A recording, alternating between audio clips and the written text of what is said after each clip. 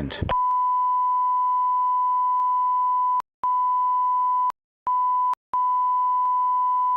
This is the Northern Ireland Assembly Senate Chamber Programme signed. This is the Northern Ireland Assembly Senate Chamber Programme signed.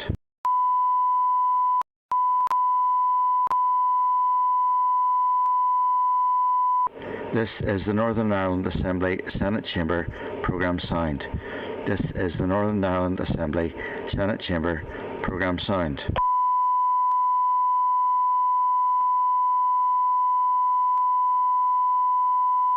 This is the Northern Ireland Assembly Senate Chamber Programme signed. This is the Northern Ireland Assembly Senate Chamber Programme signed.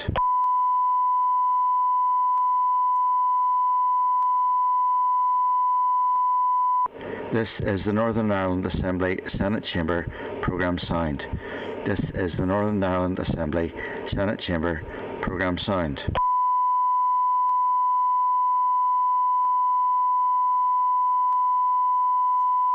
This is the Northern Ireland Assembly Senate Chamber Programme signed.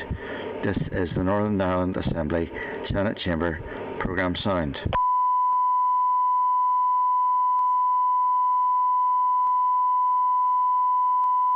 This is the Northern Ireland Assembly Senate Chamber Programme signed. This is the Northern Ireland Assembly Senate Chamber Programme signed.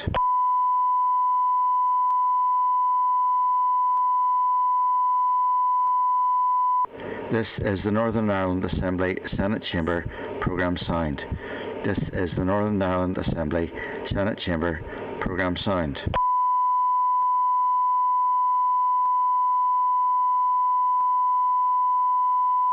This is the Northern Ireland Assembly Senate Chamber Programme signed.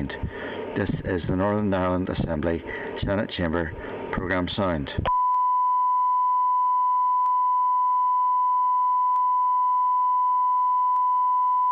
This is the Northern Ireland Assembly Senate Chamber Programme signed. This is the Northern Ireland Assembly Senate Chamber Programme signed.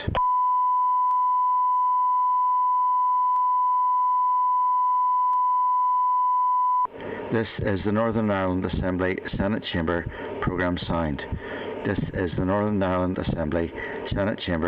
Programme signed.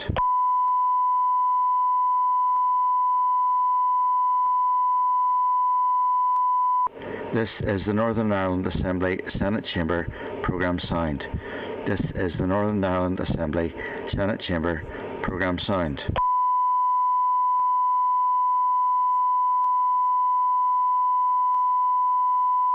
This is the Northern Ireland Assembly Senate Chamber Programme signed. This is the Northern Ireland Assembly Senate Chamber Programme signed.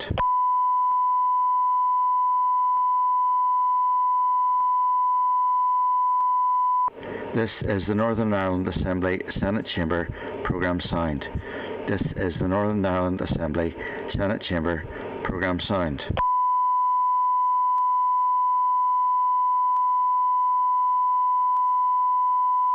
This is the Northern Ireland Assembly Senate Chamber Programme signed. This is the Northern Ireland Assembly Senate Chamber Programme signed.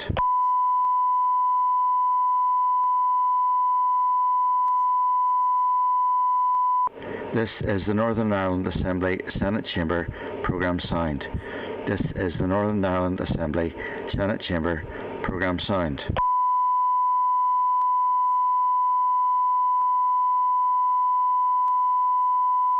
This is the Northern Ireland Assembly Senate Chamber Programme signed. This is the Northern Ireland Assembly Senate Chamber Programme signed.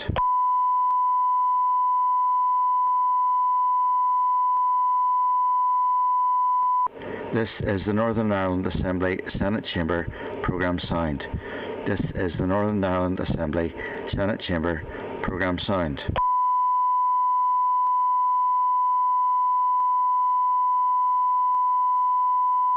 This is the Northern Ireland Assembly Senate Chamber Programme signed. This is the Northern Ireland Assembly Senate Chamber Programme signed.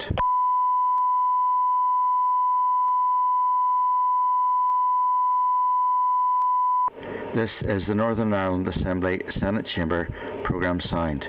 This is the Northern Ireland Assembly Senate Chamber Programme Sound.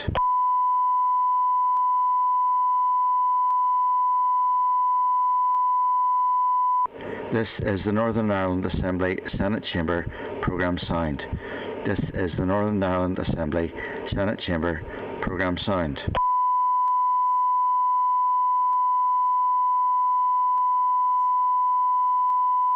This is the Northern Ireland Assembly Senate Chamber Programme Sound. This is the Northern Ireland Assembly Senate Chamber Programme Sound.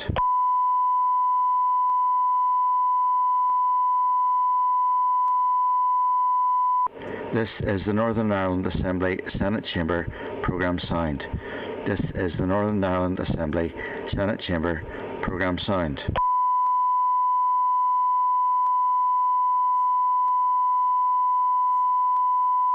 This is the Northern Ireland Assembly Senate Chamber Programme Sound. This is the Northern Ireland Assembly Senate Chamber Programme Sound.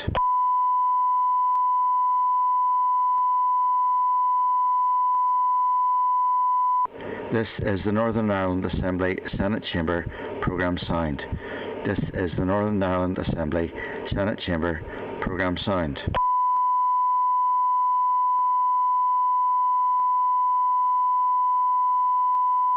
This is the Northern Ireland Assembly Senate Chamber Programme Sound.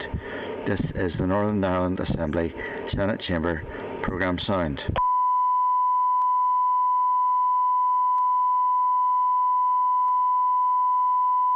This is the Northern Ireland Assembly Senate Chamber Programme Sound. This is the Northern Ireland Assembly Senate Chamber Programme Sound.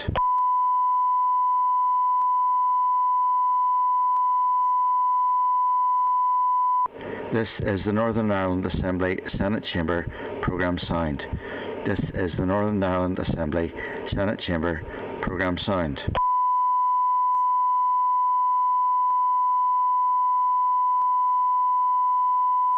This is the Northern Ireland Assembly Senate Chamber Programme Sound. This is the Northern Ireland Assembly Senate Chamber Programme Sound.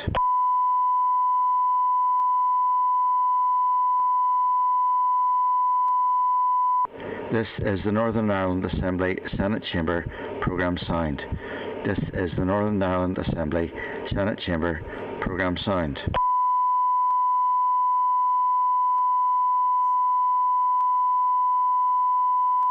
This is the Northern Ireland Assembly Senate Chamber Programme Sound. This is the Northern Ireland Assembly Senate Chamber Programme Sound.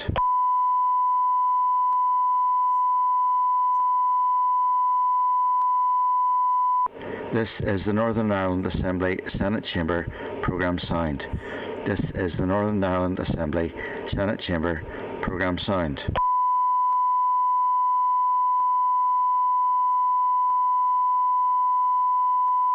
This is the Northern Ireland Assembly Senate Chamber Programme Sound.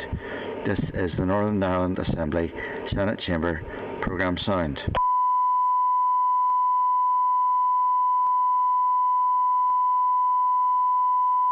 This is the Northern Ireland Assembly Senate Chamber Programme Sound. This is the Northern Ireland Assembly Senate Chamber Programme Sound.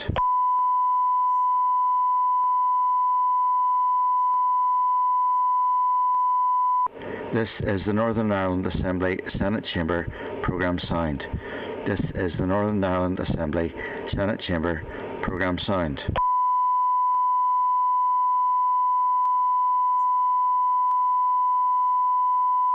This is the Northern Ireland Assembly Senate Chamber Programme Sound.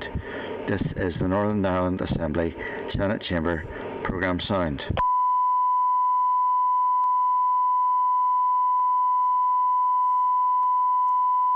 This is the Northern Ireland Assembly Senate Chamber Programme Sound.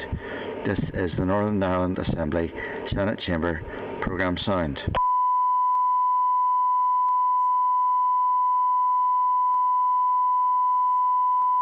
This is the Northern Ireland Assembly Senate Chamber Programme Sound.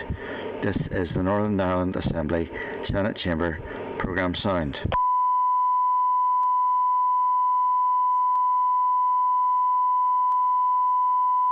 This is the Northern Ireland Assembly Senate Chamber Programme signed. This is the Northern Ireland Assembly Senate Chamber Programme signed.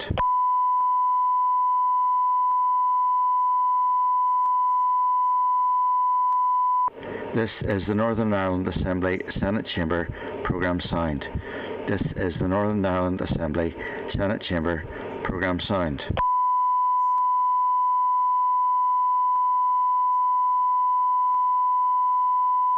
This is the Northern Ireland Assembly Senate Chamber Programme signed. This is the Northern Ireland Assembly Senate Chamber Programme signed.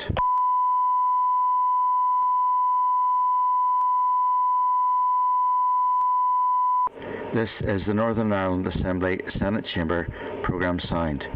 This is the Northern Ireland Assembly Senate Chamber Programme signed.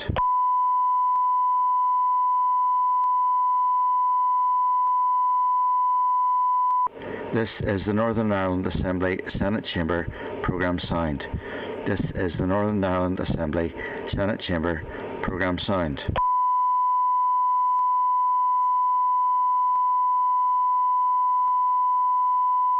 This is the Northern Ireland Assembly Senate Chamber Programme signed. This is the Northern Ireland Assembly Senate Chamber Programme signed.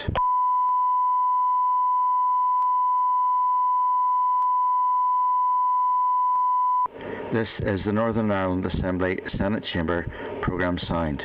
This is the Northern Ireland Assembly Senate Chamber Programme signed.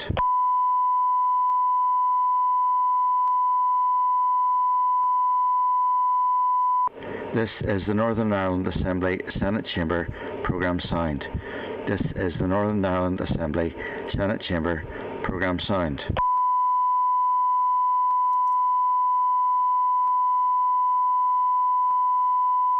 This is the Northern Ireland Assembly Senate Chamber Programme signed. This is the Northern Ireland Assembly Senate Chamber Programme signed.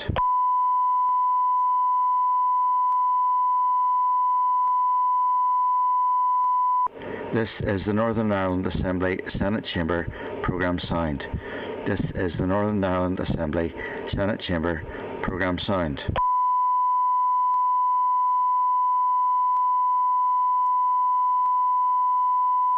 This is the Northern Ireland Assembly Senate Chamber Programme signed.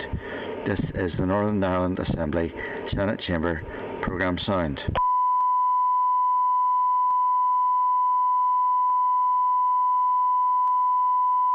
This is the Northern Ireland Assembly Senate Chamber Programme signed. This is the Northern Ireland Assembly Senate Chamber Programme signed.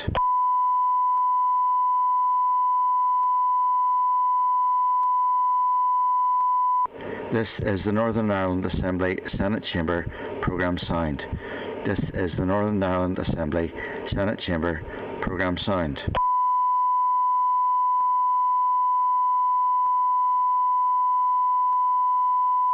This is the Northern Ireland Assembly Senate Chamber Programme signed. This is the Northern Ireland Assembly Senate Chamber Programme signed.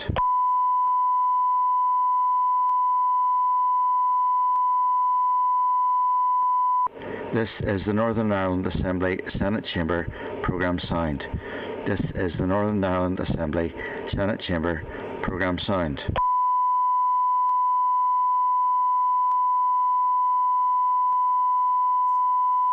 This is the Northern Ireland Assembly Senate Chamber Programme signed. This is the Northern Ireland Assembly Senate Chamber Programme signed.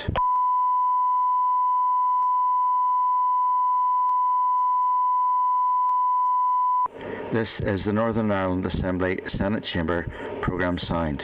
This is the Northern Ireland Assembly Senate Chamber Programme signed.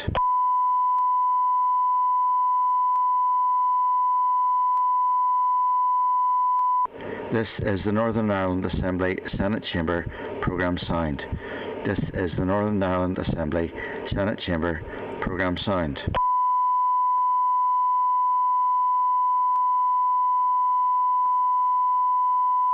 This is the Northern Ireland Assembly Senate Chamber Programme signed.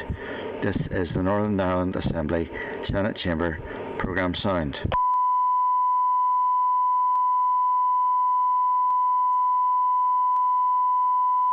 This is the Northern Ireland Assembly Senate Chamber Programme signed. This is the Northern Ireland Assembly Senate Chamber Programme signed.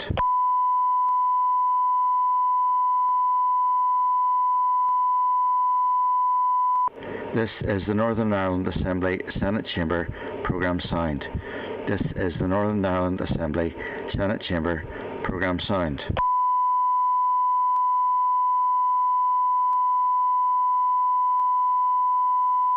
This is the Northern Ireland Assembly Senate Chamber Programme signed.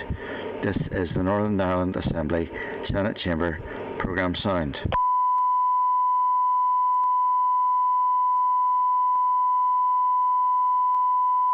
This is the Northern Ireland Assembly Senate Chamber Programme signed. This is the Northern Ireland Assembly Senate Chamber Programme signed.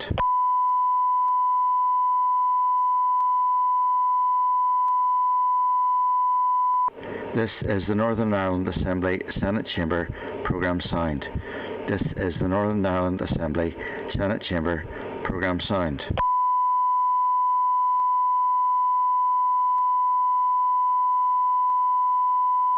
This is the Northern Ireland Assembly Senate Chamber Programme signed.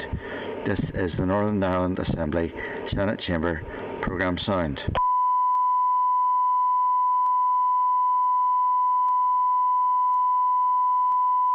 This is the Northern Ireland Assembly Senate Chamber Programme signed.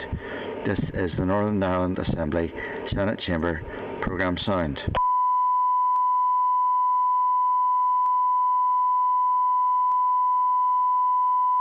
This is the Northern Ireland Assembly Senate Chamber Programme signed. This is the Northern Ireland Assembly Senate Chamber Programme signed.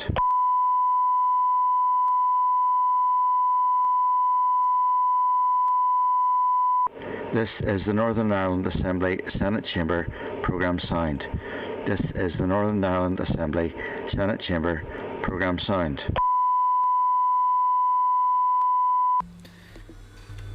Good morning everybody and welcome to the 73rd meeting of the Economy Committee.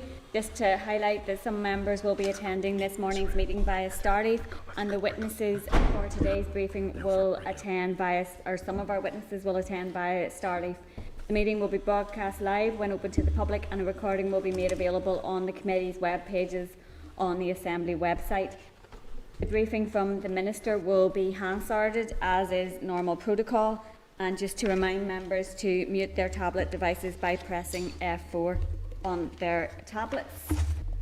So just moving on then to item number 1, which is apologies. And we have apologies this morning from Stuart. Yeah. I think everybody else is already here. I think so, Chair. So moving on then to item number 2, which is draft minutes. There is a copy of the draft minutes from the meeting held on the 22nd of September at page 6 of your pack. So are members content that those are an accurate reflection of the meeting? Great. Okay, thank you. So moving on then to item number 3, which is Chair's business. There's a couple of items in our packs.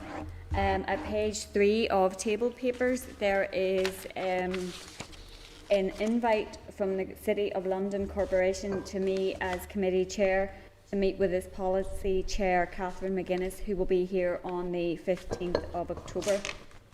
So are members content that the clerk would go ahead and arrange this meeting and I can provide an update then to the committee following that meeting? Thank you. Okay, thank you. And then page 4 of table papers, there's a request from Queen's University academics who are asking to give evidence to the committee around climate and sustainability at the beginning of November to coincide with COP26, which is obviously the UN Climate Change Conference, which begins just at the end of October and runs into November. So would members be content to schedule a briefing at a time, obviously taking account of priorities in relation to legislation and other things that we will have to deal with, but if we can get that in there it would probably be very useful. We look to do that, Chair. Thank you. Then pages 10 to 55 of table papers, there is a clerk's memo and a number of background papers following the informal meeting last week with the Institute for Global Food Security at Queen's to discuss the findings of their report on industrial hemp opportunities. It was really an informative meeting, and a lot of work going on, not just in relation to hemp but to other natural fibres, and some considerable opportunity and potential there. So Peter, do you maybe want to add anything? Chair, yeah, we were given background, not just as Chair says in industrial hemp, but also the new applications of linen and nettles, nettles predating both linen and hemp.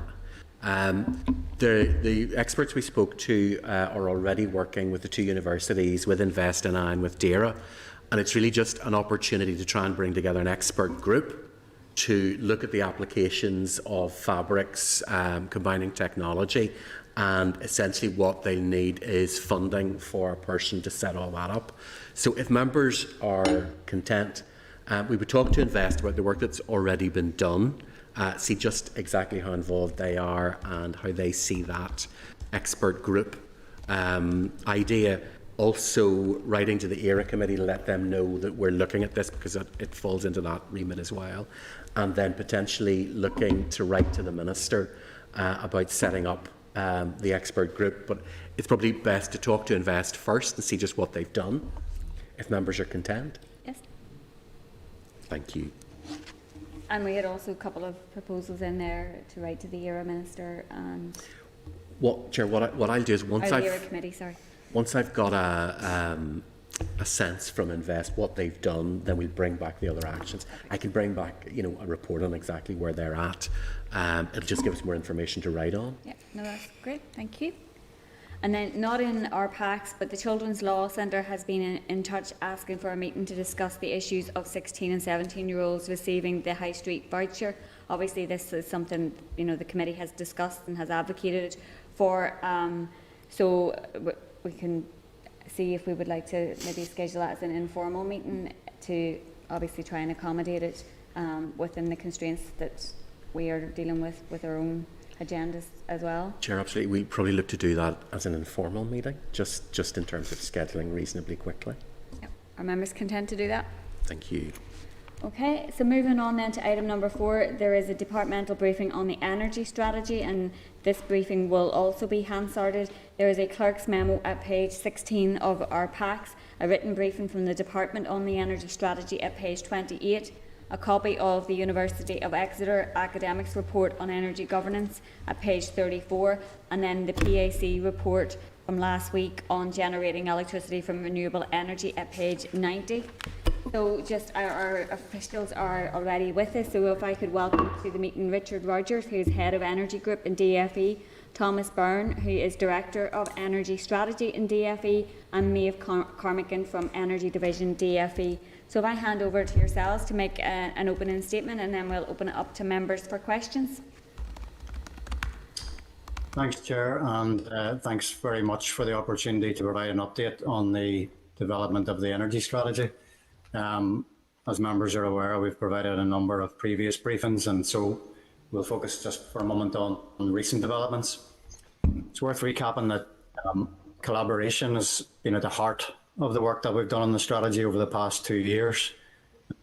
And we brought together right across central government and local government, relevant arm's length bodies, the utility regulator, Consumer Council and other consumer representatives and business representatives, and of course the energy industry, and most importantly consumers themselves, as we've developed where we've got to so far. The strategy, though led by Department for the Economy, is an executive strategy, and as members know, we published an options consultation back in March this year that covered the full breadth of the policy responsibilities across government, not just for economy. The consultation was widely promoted, and we tried to make it as accessible as possible, and we ended up with 283 responses, which is over four times more than responded back in 2010 for the last energy strategy, the strategic energy framework back in 2010. That just shows you the wide interest, the wide engagement that there is on energy today. We were also really pleased that over half of these responses came from consumers. I think there's quite a bit of feedback on the line, Chair. We're not hearing it, Richard. Yeah. So, Okay, get on, thanks. Consumers, both domestic and businesses. We held 8 focus groups directly with representatives of consumer groups and included consumers in vulnerable circumstances and living with disabilities, and we surveyed over 150 businesses. This all helps to ensure that consumers are at the centre of our strategy. And we also held really countless virtual stakeholder engagements with consumers and businesses.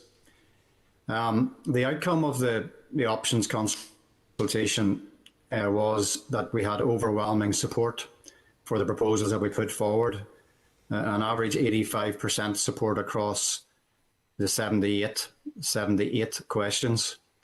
This shows that our focus on evidence and collaborative approach has led to the proposals having widespread buy-in. We're now working urgently to finalise the strategy, and as the span of it is right across the executive, we need to share it with other ministers to review before sharing the final draft with the Economy Committee and subsequently publishing it, which we would hope to do with a fair wind before the end of October. Final thing I would say is we absolutely understand the need to focus on delivery and have already begun work on a supporting action plan, which will be published before the end of this year. We have established a programme board bringing together a range of departments across government to oversee the delivery of the strategy. And we look forward to also sharing that action plan with the committee members before it is published. If I could finish by inviting Thomas, we've got a little animation that was used to try and make the consultation more accessible. And he's going to try and just play it now. It lasts for 2 or 3 minutes. Thanks, Richard. I'll just share my screen here and play that person.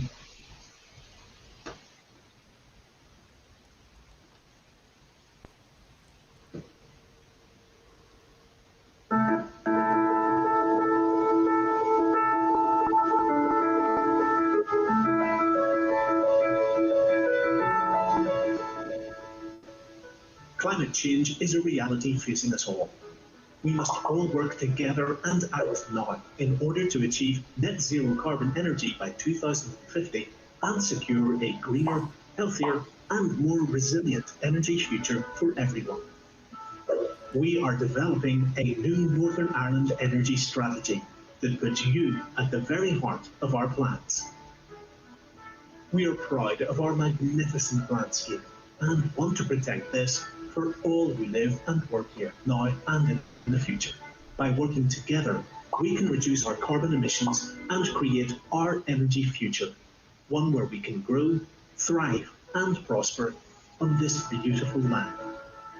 Our new energy future will mean big changes for us all and will impact how we live, work and travel. Some changes will be challenging, but can create many opportunities, such as new jobs, local investment, and better insulated homes and workplaces. We can tackle fuel poverty, create a greener economy, and secure a healthier environment and lifestyle for us all to enjoy. Energy should be affordable for everyone. We want to ensure the benefits and costs on our journey to net zero carbon energy are shared fairly. We are in this together, and we need you to help us achieve our goals. Have your say and help us shape Northern Ireland's energy future. Together, we can enjoy a greener, cleaner and more prosperous Northern Ireland.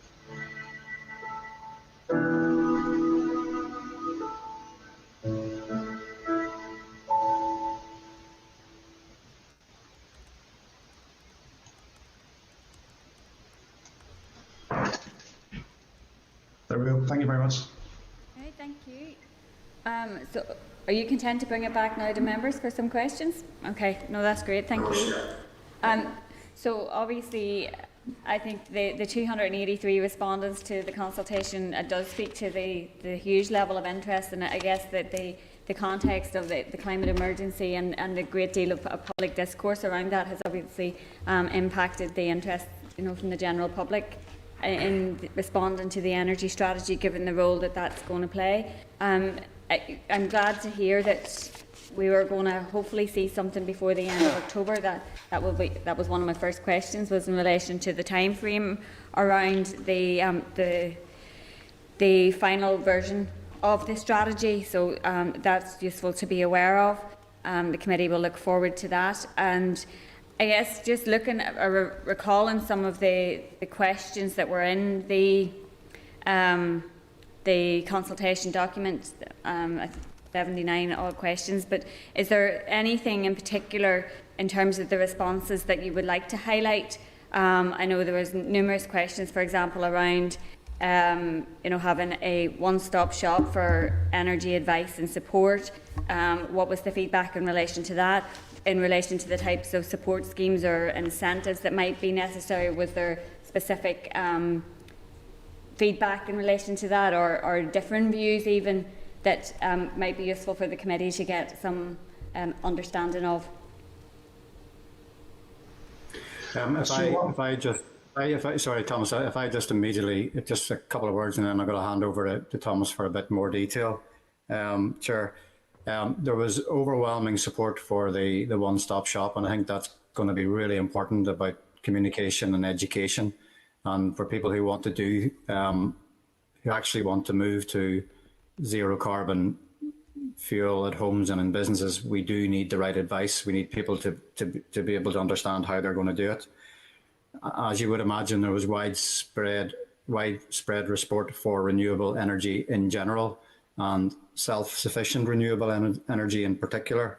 And I think listening to the debate on the small-scale renewable energy yesterday, one of the committee members there's Bill, he used the word stagnation, and I think that's an important part of the feedback, where we've had no renewable energy support in government for several years now, either in electricity or heat. And I think it's going to be really important that that's why I mentioned in my opening remarks, that we move urgently once the strategy is agreed by the executive, move urgently to the delivery, ongoing delivery, and that is monitored very closely. So, Thomas. Yeah, thanks, Richard. And again, you mentioned there that we received overwhelming support for the proposals put forward, which is absolutely right. Indeed, there wasn't a single question, a single proposal we put forward where the majority of people didn't support it. And even those who had comments on it were more about potentially slightly different ways we might want to think about it in terms of how we take it forward rather than opposition to it. The one-stop shop did receive very, very strong support from respondents to it, particularly from consumers and consumer representatives. And in addition to the consultation itself, we held a number of workshops directly with consumers to actually listen to them and engage them in conversation to find out what their key issues were. And one thing we found was that there was a key message. A key message was that there was widespread awareness of climate change and the need to address it. However, this wasn't enough in itself to actually bring about change, bring about behavioural change. People said what they needed was leadership, they needed information, they needed direction and financial support, ultimately, if we were going to deliver the types of behavioural changes that we need. So this is why the one-stop shop is vital. This is why it's key to the consumer principle and the strategy. And indeed, almost 90% of respondents to the consultation supported that. What we also found from the sessions with consumers themselves was that really affordability is a major concern for them. What is this going to mean for consumers' bills? How do we make sure people are not left behind? And this is why we've put affordability really front and centre as part of the vision for the energy strategy, and sought to make sure that when we develop support, it'll be accessible to all, and the appropriate protections will be there in place for those most at risk of being left behind. So we got a lot of really good insightful feedback from consumers as part of the consultation. Thanks for that, Thomas. That's really helpful. And if I recall the document that came along with the consultation, the scenarios for decarbonisation, and you had put forward the various scenarios: high electrification, high gasification, and then a more diverse scenario.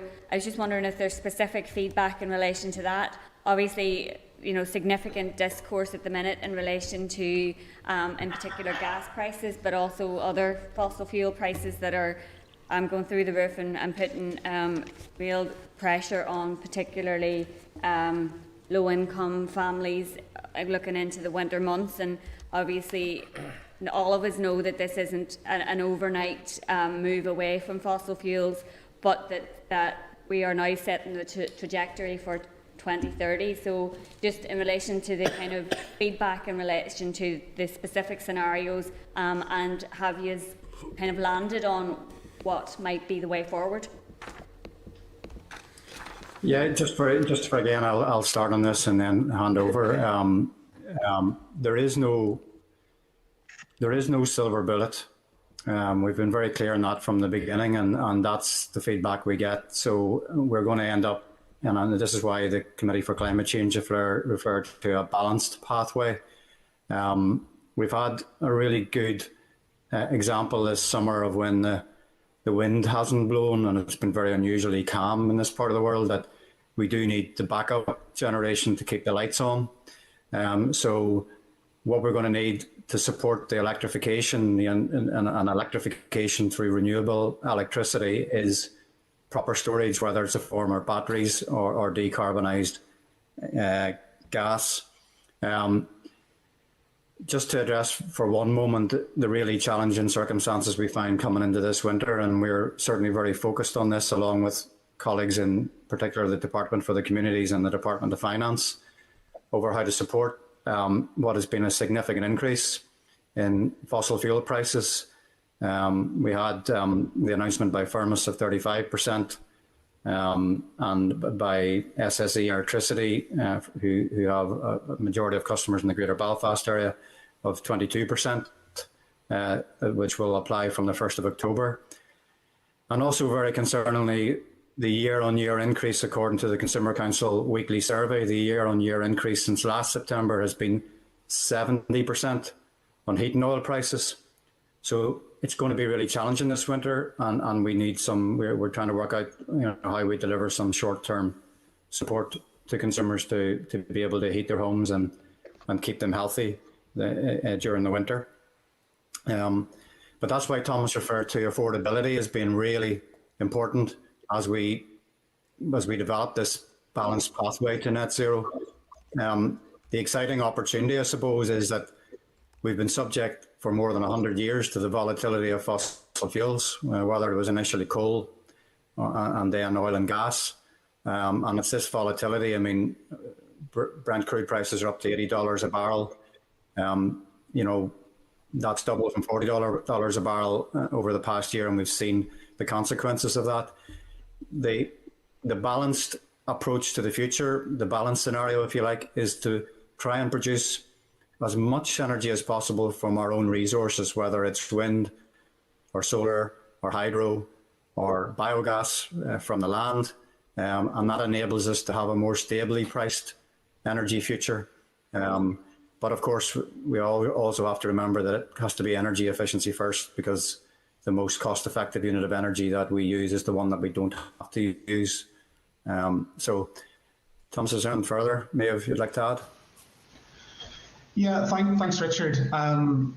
Just again, in terms of incorporating some of the responses back from the consultation and also other evidence that we've looked at, I think really there were three probably key components to what we got back, and which will be incorporated within the strategy itself. And I think, as Richard said, the first of those is energy efficiency first. Any scenario we put forward in the consultation had significant reductions in the energy we use, and I think no matter what we do in terms of our energy sources, that always has to be first. And so that will be first and foremost in part of the strategy that we bring forward, and a really strong focus on energy efficiency first. I think the second key message was about making sure that we not only make the most of our current renewable electricity resources, but then grow and expand that. So a lot of support for a target of at least 70% of renewable electricity by 2030. Support for putting in place support for example, heat pumps to start to electrify heating, and also support for infrastructure around electric vehicles to help to electrify transport as well. So again, alongside energy efficiency, growing our renewable electricity base and widening the reach of electricity will be important as well. And I think importantly, a third message was that we will need diversity. in our energy mix in the future. It can't just be about electricity and renewable electricity sector, although that will be a key part of it. We also need to be taking forward trials, demonstrations and pilots of a wide range of various different energy sources as part of our future energy mix. So that might be around decarbonised gas, biomethane, hydrogen. It might be around geothermal. And indeed, it's not just about the technologies themselves, but it's how they work in consumers' homes. So even how heat pumps work in different houses and in different circumstances and things like that. So I would say that's probably the key messages that we got back and the key feedback in terms of scenarios that will ultimately inform what the strategy looks like. If I could just add, Chair, a line or two on the scenarios also.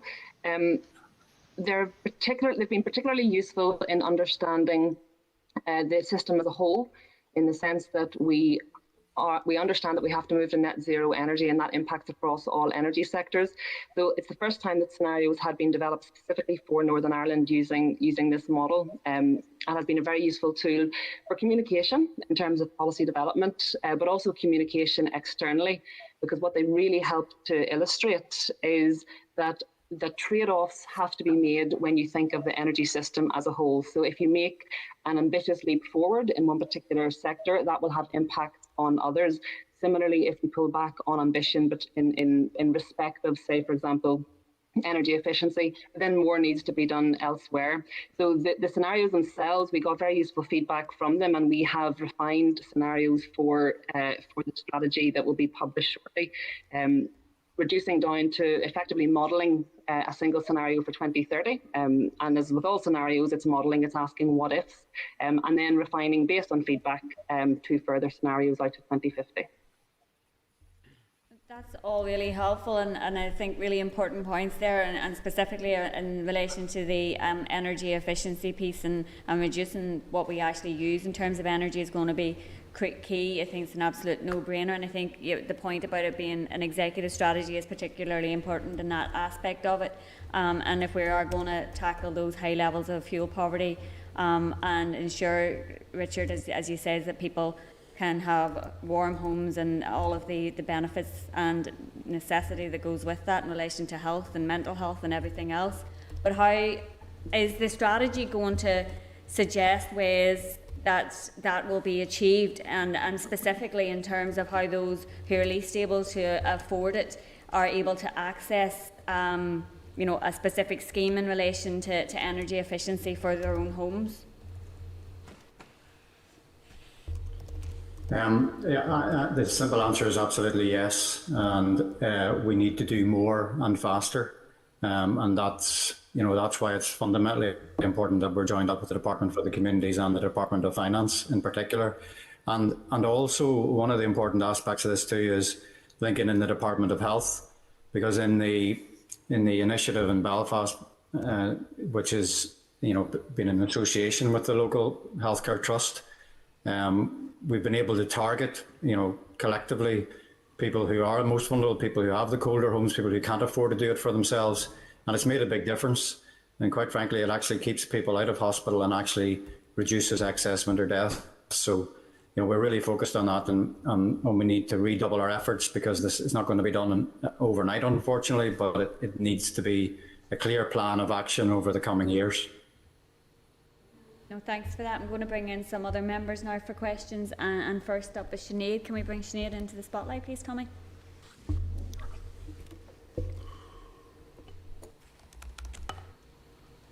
Good morning, everybody, and thank you very much for your presentation. And I'm sure you're very pleased with the level of responses that you've received to the consultation and the strategy. And that's good news, because people are really engaged in this conversation, I think now more than ever. And I suppose the whole affordability question and security and sustainability question is really never more prevalent than at the moment as well. But I'm kind of wondering, okay, when we get the strategy and we start implementing the strategy and buy-in for everyone, what do you think are the key issues that are currently holding Northern Ireland back in terms of energy regulation and governance? Because that's a key issue. You can have all the strategies in the world, but if you haven't got the right regulation and buy-in from government and all departments, then it flounders, and it flounders very, very quickly. So there's a lot of work that needs to be done in order to make sure that we have buy-in and people understand. So there's a public messaging piece in that. So where are you with that? Because the two, developing the strategy, doing the consultation, but alongside that, there has to be a big piece and framework built around it for governance and regulation. The question you raised there, Sinead, is really fundamentally important. I would go as far to say immediately that the energy legislative framework is not fit for purpose. It was established effectively for the privatisation of Northern Ireland electricity back in the mid-90s. It was expanded into gas for the advent of gas in the mid to late 90s. And it established joint responsibilities for our department, economy, and the utility regulator, and indeed the Consumer Council, to develop the energy industry and protect consumers. The deficit in that over the past 30 years has clearly been that 65% of homes at the moment use heating oil, and that's never been regulated. It's never been part of energy legislation, and the protection isn't there.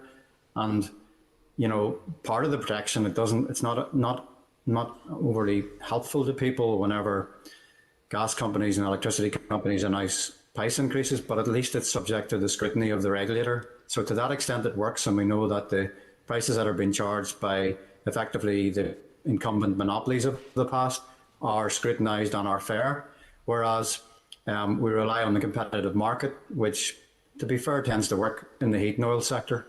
But there is no scrutiny of the costs there, but having said that, there is good competition. But if we look forward, we have to rewrite the energy legislation because it has to be about zero carbon energy.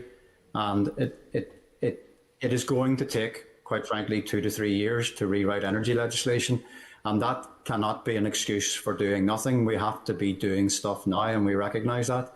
And the challenge is that we have to do it in a way that is legal, because what will happen is that we'll end up in a judicial review if it's not done properly, or we don't have the legislative virus.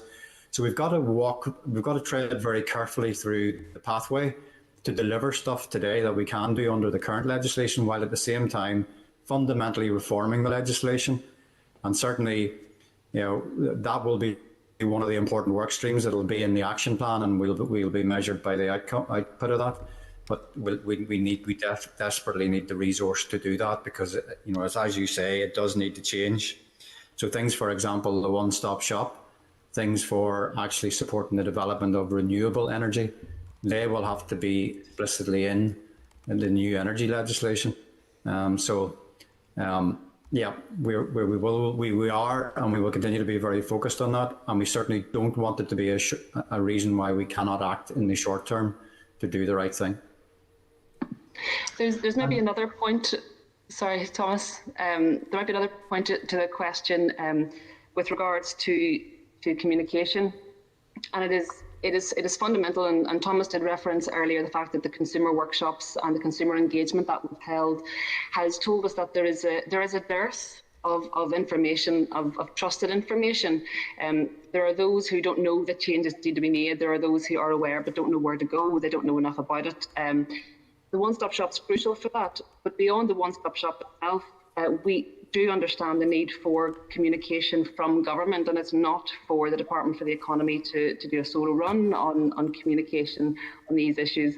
But it is something that we have been talking to, and will continue to work with other departments on the messaging of changes that are coming, changes that government will need to lead on and to deliver, but also support people through. So when you look at what we have put forward as the draft strategy, based on what came back from responsive consultation and the workshops engagement we've had, it runs across from information and awareness, and that's a long-term plan. That's not a single year or we launch a strategy. That's a long-term plan from here to 2030. What has to happen and how much time do people need in advance of changes to be able to be part of those changes? It addresses obviously the development and delivery of the one-stop shop, which is going to be crucial. and people will want to trust that one-stop shop and the impartiality of it, etc. But also then it looks at the redress and protection frameworks that people might need. As Richard has already pointed out, the fact that we have regulated sectors and areas that will need new regulation where there are currently no barriers for regulation and protection. And also then within that single principle of placing you at the centre, it's the support framework for affordability. And that's something that, as said, comes back very, very strongly in responses. How can we afford this? And it's how can we spread affordability evenly and fairly across different populations and different consumer groups over a period of time. It's upfront investment. We're talking long-term savings. We need to get that balance right.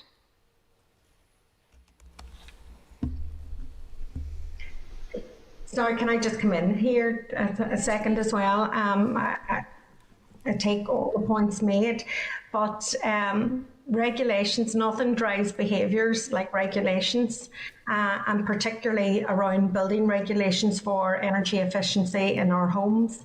And we have a dearth there, and that needs to be addressed like as a priority.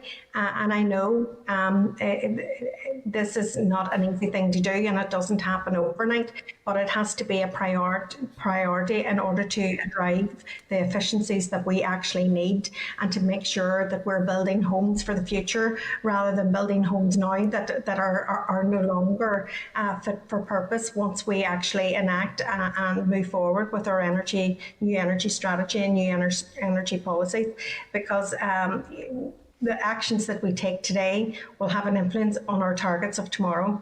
So thank you very much for that. Thank you. Thanks, Sinead. Claire? Thank you, Chair, and thank you for your presentation. I suppose it's just in relation to the energy strategy and how you're working with other departments to ensure that it will be effectively implemented. And I mean specifically around planning policy. It's all very well us talking about renewables and the opportunity to provide more renewables in Northern Ireland, but if the current planning policy doesn't enable that, then we're going to find ourselves within difficulties. So I'd be quite keen to hear the department's view on current planning policy and if it is conducive to the strategy that you hope to publish in the next number of months. And I would probably even add in relation to the grid issues that we have and the capacity there, what's required from that perspective to ensure that we can fully implement this energy strategy. I've been speaking with various people from the industry, and they're just saying that the planning policy isn't there.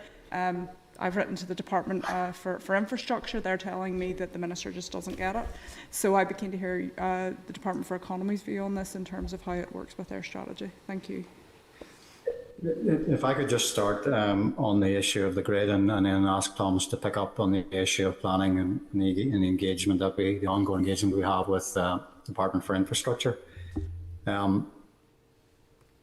It's really important that investment is made in the grid in a cost-effective way, and as may have mentioned in the last answer, this is about costs we incur that get recovered over 40 years. So it's what's known as intergenerational debt. So the right costs need to be incurred now to ensure we can deliver the renewable energy future, cognizant of the fact that we actually have that we will be paying for it for a long time.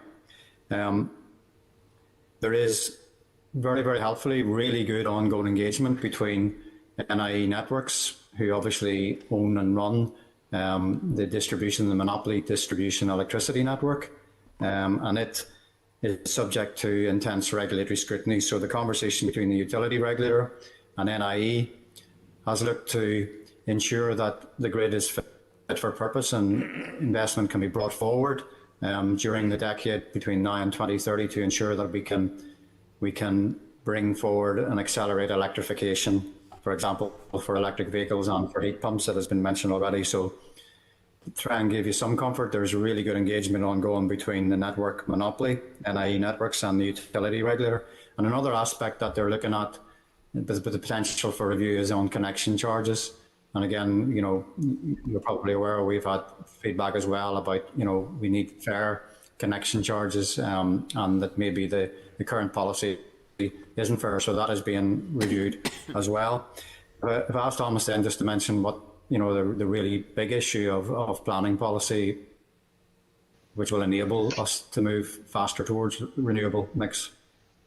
Yeah, thanks very much, Richard. And I think this This highlights the importance of our approach thus far in making this an executive strategy that brings together multiple departments, because we can't be looking at these things in departmental silos. And the Department for Infrastructure, who obviously have responsibility for planning, have been heavily involved in the development of the strategy.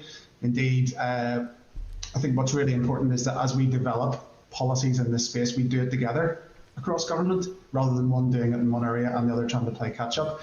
And that's why it's really important that as we've been looking at the renewable electricity target and how we meet that, we've had a power working group established, and the Department for Infrastructure planning team are part of that. So it means that the policies we're setting, DFI and the planning team there are fully aware of that. And indeed, what we've seen, you'll be aware fairly recently that DFI published a consultation on planning for the renewables growth in the future. So again, that's a really positive development and will help inform their approach in this area. I would maybe also just mention that on the grid side, obviously Richard's mentioned about the need to invest in the grid and to make sure that this can accommodate further renewables. I would also say one of the principles in the energy strategy is around creating a flexible and integrated energy system, of which the electricity grid will be an important part. And it's not just about investing in the grid, which is needed, but it's about how we can actually make better use of the grid and work smarter. And we can do that through things like smart technologies, through demand side response, through storage and things like that as well. So there's a number of aspects of this I think we'll be looking to take forward to help to deliver on that target. Thank you for that, and I appreciate that. And I also appreciate the intention around working together, but is that actually happening now? Because certainly, when I've questioned the Minister for Infrastructure and I've put those responses then to the industry, they're saying that that's not what's happening on the ground. So, we can talk about working together, we can talk about strategies and move towards a target in 2030, but these issues are presenting themselves now. And given the technology around renewables, it's changing quite rapidly. So, by the time the departments or the executive get round to actually putting things into place, there's a good chance that they're already out of date. And I'm even working on a constituency case right now where quite a significant business within my constituency's renewable energy source has been turned off and have been told that it will be 2 years before it can turn on again because of bureaucracy within NIE. So, I appreciate what you're saying, I appreciate the intent, but on the ground, this doesn't seem to be actually happening and those actions don't really seem to be taken forward. So I'd be keen to hear what's happening now, and let's stop working toward a target, because it feels like we're always doing that rather than actually getting things done. I would just quickly answer that to say that yes, it is happening now, and we had an example in recent times about planning over battery storage, where there was good collaboration between ourselves and the Department for Infrastructure. Is it perfect? Absolutely not. It's something that we've got to continue to work on, change the habits of the past. So, your challenge about the fact that it doesn't seem to be happening fast enough, we understand, and we all need to redouble our efforts. John? Thank you, and thank you for your presentations thus far.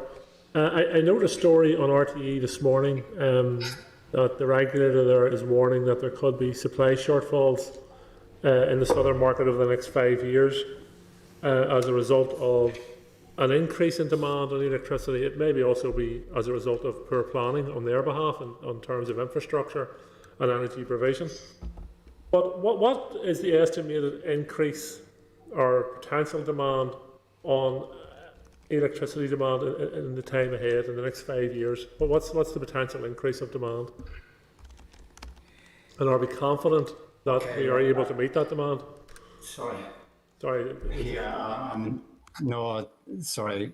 I'll start to pick up the answer to that of what is a very challenging question.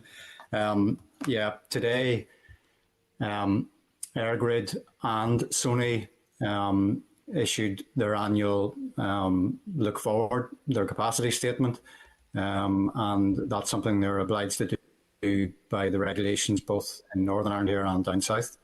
And so that landed this morning, and you're absolutely right. You can see the pressures, particularly that are building up down south on the development, driven by two things.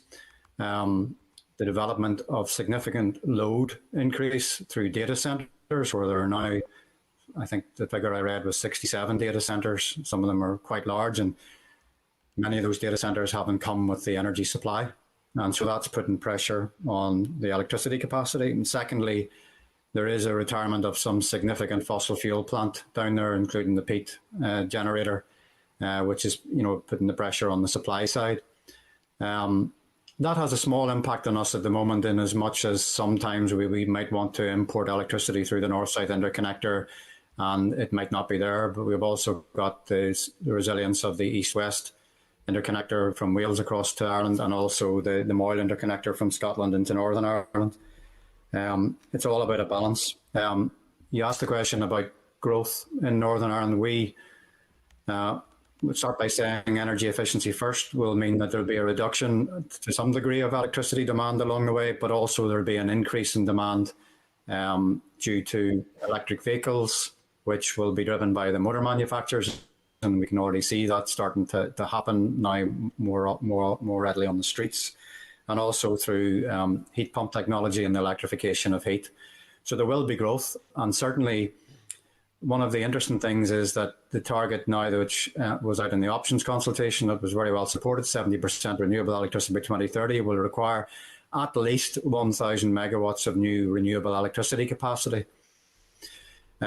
We are, as a member will know, leaders in renewable electricity at the moment, and that's despite not having any renewable electricity support for the past 5 years. And where around 45% of our demand is satisfied by renewable electricity sources. That leads us also to being leaders in curtailment, so switching off wind turbines whenever the demand isn't there, especially overnight.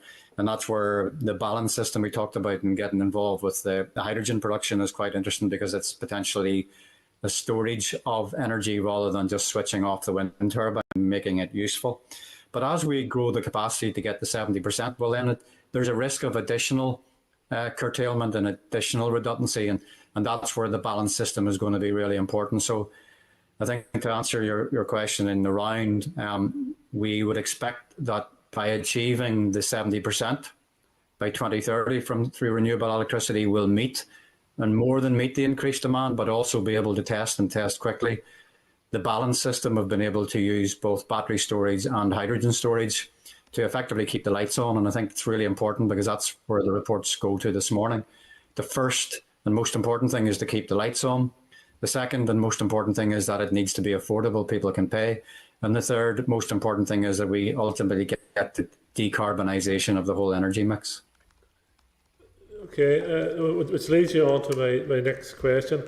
The report about EirGrid is interesting and it has to be taken seriously, but it also could be seen as those who have interests in fossil fuel are the winners out of that, because the fossil fuel centres have to either be kept open or reopened, and there's also then a concern spread among the public that renewable energy is not reliable, that we're not ready for it, that it doesn't give security of supply. Which brings me to the report published by the PAC last week, and the recommendation 4, and I'll just quote the prelude to that. The committee recognises and accepts that there will continue to be a need to seek assistance from and place reliance on specialist consultants and other industry experts. However, there needs to be an awareness that some submissions will come from organisations with vested interests, and these need to be treated with an appropriate level of professional scepticism. End of quote. In terms of the consultation responses you've had to your energy strategy and the recommendation which follows from that quote I've just given, it's quite clear that there needs to be scepticism, or certainly a level of detailed scrutiny of submissions from those who are stakeholders in this game. Energy production is a hugely profitable industry to be involved in, and there are major stakeholders and players in this who may be reluctant to change or see that they may lose out as a result of change and a remove to renewables. What is the department doing to ensure that those with powerful voices aren't setting the agenda? I'll start and I'll let Thomas explain maybe subsequent to that. We can only agree with the recommendation 4. We have to approach the issue of vested interest very, very carefully. And we're acutely aware of that, and we have been acutely aware of that since we started in this journey 2 years ago. We need the right balance. We're going to need the investment. The Committee for Climate Change in its 6th carbon budget and the balanced pathway for Northern Ireland looking forward to 2050 to get the net zero carbon suggests that by 2030 we're going to have to be investing annually around £1.3 billion. And of that £1.3 billion, maybe 25% of it will come from the public sector. But the balance has to be found from the private sector. But what is clear is consumers pay for it all, and it's fundamentally important that that's done in the correct way. So what we have in Ireland as a whole, in the island market, and what you referred to there is the single electricity market. The single electricity market keeps the lights on, and keeps the lights on hopefully at the most affordable price. It runs the capacity auctions to ensure that we can keep the lights on, and it provides a daily dynamic to ensure that we pay the least possible price. But what is clear is that when the wind blows, prices tend to be lower, and when the wind doesn't blow, prices tend to be higher. And that's a factor of the fact that the backup fuel is either at the moment in Northern Ireland, either coal or natural gas, and those prices that we talked about earlier have risen dramatically. But on the plus side, when the wind blows, the marginal cost of producing electricity with wind is close to zero, because the wind itself is a free fuel, and it's all about the capital that has been invested. And so, yes, coming back to the PAC report, we've accepted the recommendations. The narrow renewable obligation has been a success in getting us into the 40% of renewable electricity, and we're going to need some degree of support going forward to get to the 2030 target. And come back to the specific question that you asked, we have to be very wary of the vested interests, and we have to have the expertise in the department, and we've been building up that expertise especially over the last couple of years, and learned the lessons, for example, of RHI. And we will ensure that the engagement that we do with the industry, we understand the potential for vested interests. As you put it, taking us down in the wrong direction. We're acutely aware of that. Anything more you want to add, Thomas? Yeah, thanks, Richard. I suppose just a couple of things. Firstly, our approach to this has really been based around two things. One is evidence, and we launched the energy strategy with a call for evidence to get that point across. And secondly, about making sure that this is informed by everyone, not just a small group of vested interests. The call for evidence, we got 161 responses for that. Over half the responses didn't come from the energy industry. So that gave us a really strong, broad range of evidence to look at in developing the energy strategy. The working groups that we set up to analyse, review and help to inform further evidence on those responses has over 70 individuals from over 30 organisations represented on them. So again, a very broad cross-section of interests to provide evidence, which ultimately is for government and the department to review. And again, the consultation, we've seen the efforts that we made to reach way beyond the energy industry and get the views and opinions of people that wouldn't normally respond to these type of things. And again, over half the responses we're getting to that is coming from consumers and what they want and what works for them. So that all helps to shape the energy strategy and make sure that what we're putting forward in it reflects the views and evidence that we've received from across the piece and not just from a very small group. Okay, just a comment more than a question. I'm not necessarily just simply talking about those involved in the single electricity market. Obviously, there's also a lobby within the renewable sector who will have ideas and agendas, and some of those will have unintended consequences. But I note these are taking the recommendation 4 seriously, because I think it is vital that the vested interest issues are examined very, very closely. Thank you. Thank you, Chair, and thank you for the presentation. Not least, I suppose, it's been interesting was to see the various backdrops that all of you have in terms of, I suppose, all of us are slightly wondering whose guitar that is. But look, a number of the other committee members have, I suppose, probed some of the areas I was looking at, but I suppose, therefore, I'll try and keep my remarks fairly succinct. Mention was made earlier on about the legislative framework not being fit for purpose, and I appreciate we are probably a few weeks away from the publication of the final strategy. I'm just wondering, in terms of giving a little bit of insight into that, is that strategy likely simply to also flag up that the legislative framework needs reform, or is that likely to contain specific proposals in terms of how the legislative framework should change? Would be the first question that I have.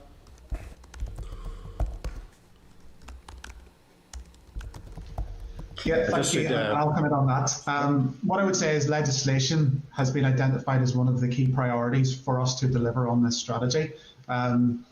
So, we understand there's a major programme of work to be taken forward on the legislative base. And when we come forward with an action plan, then following the strategy, that will be part of that. One thing I would say about legislation is legislation follows policy. So you've got to understand what you're trying to achieve, what you want to achieve, and then the legislative base follows that. So that's why what's in the strategy and the direction of travel is really important. Developing the policy is really important, and then making sure the legislation follows that. And as I say, there will be a major work programme to deliver on that flowing from the strategy.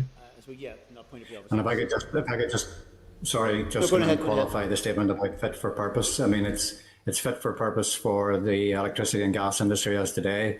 It doesn't address the heat and oil industry, and it certainly doesn't address the challenge of renewable energy going forward, and that's what the key things that need to be addressed.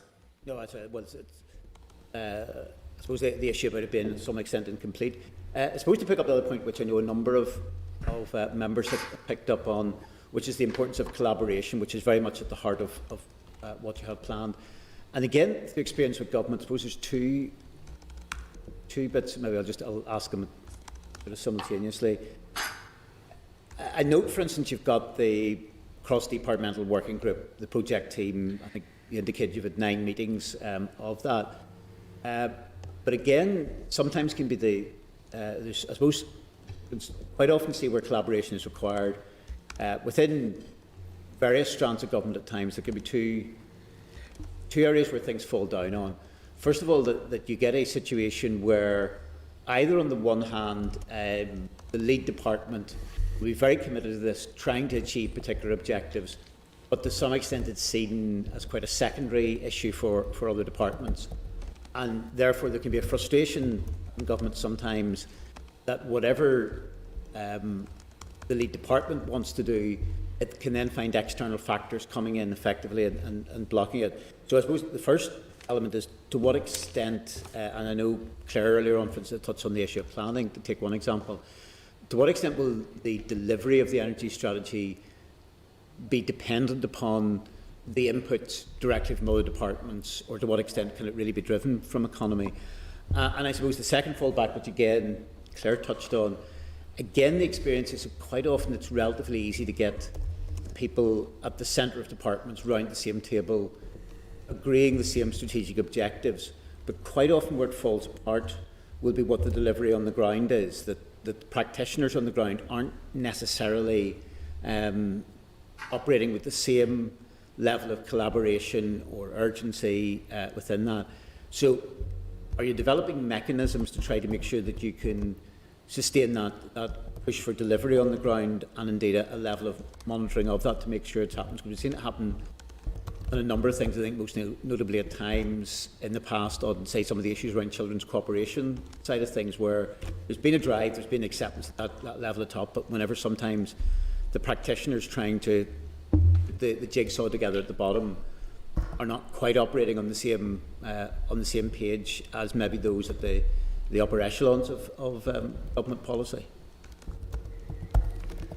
Yeah, thank you. And I think you've touched on 2 really important issues for the strategy and for delivery here. The first really about buy-in and making sure that it has appropriate support across the executive. And I think our approach thus far has made sure that the officials from many, many departments are very, very closely and heavily involved in the development and drafting of the strategy.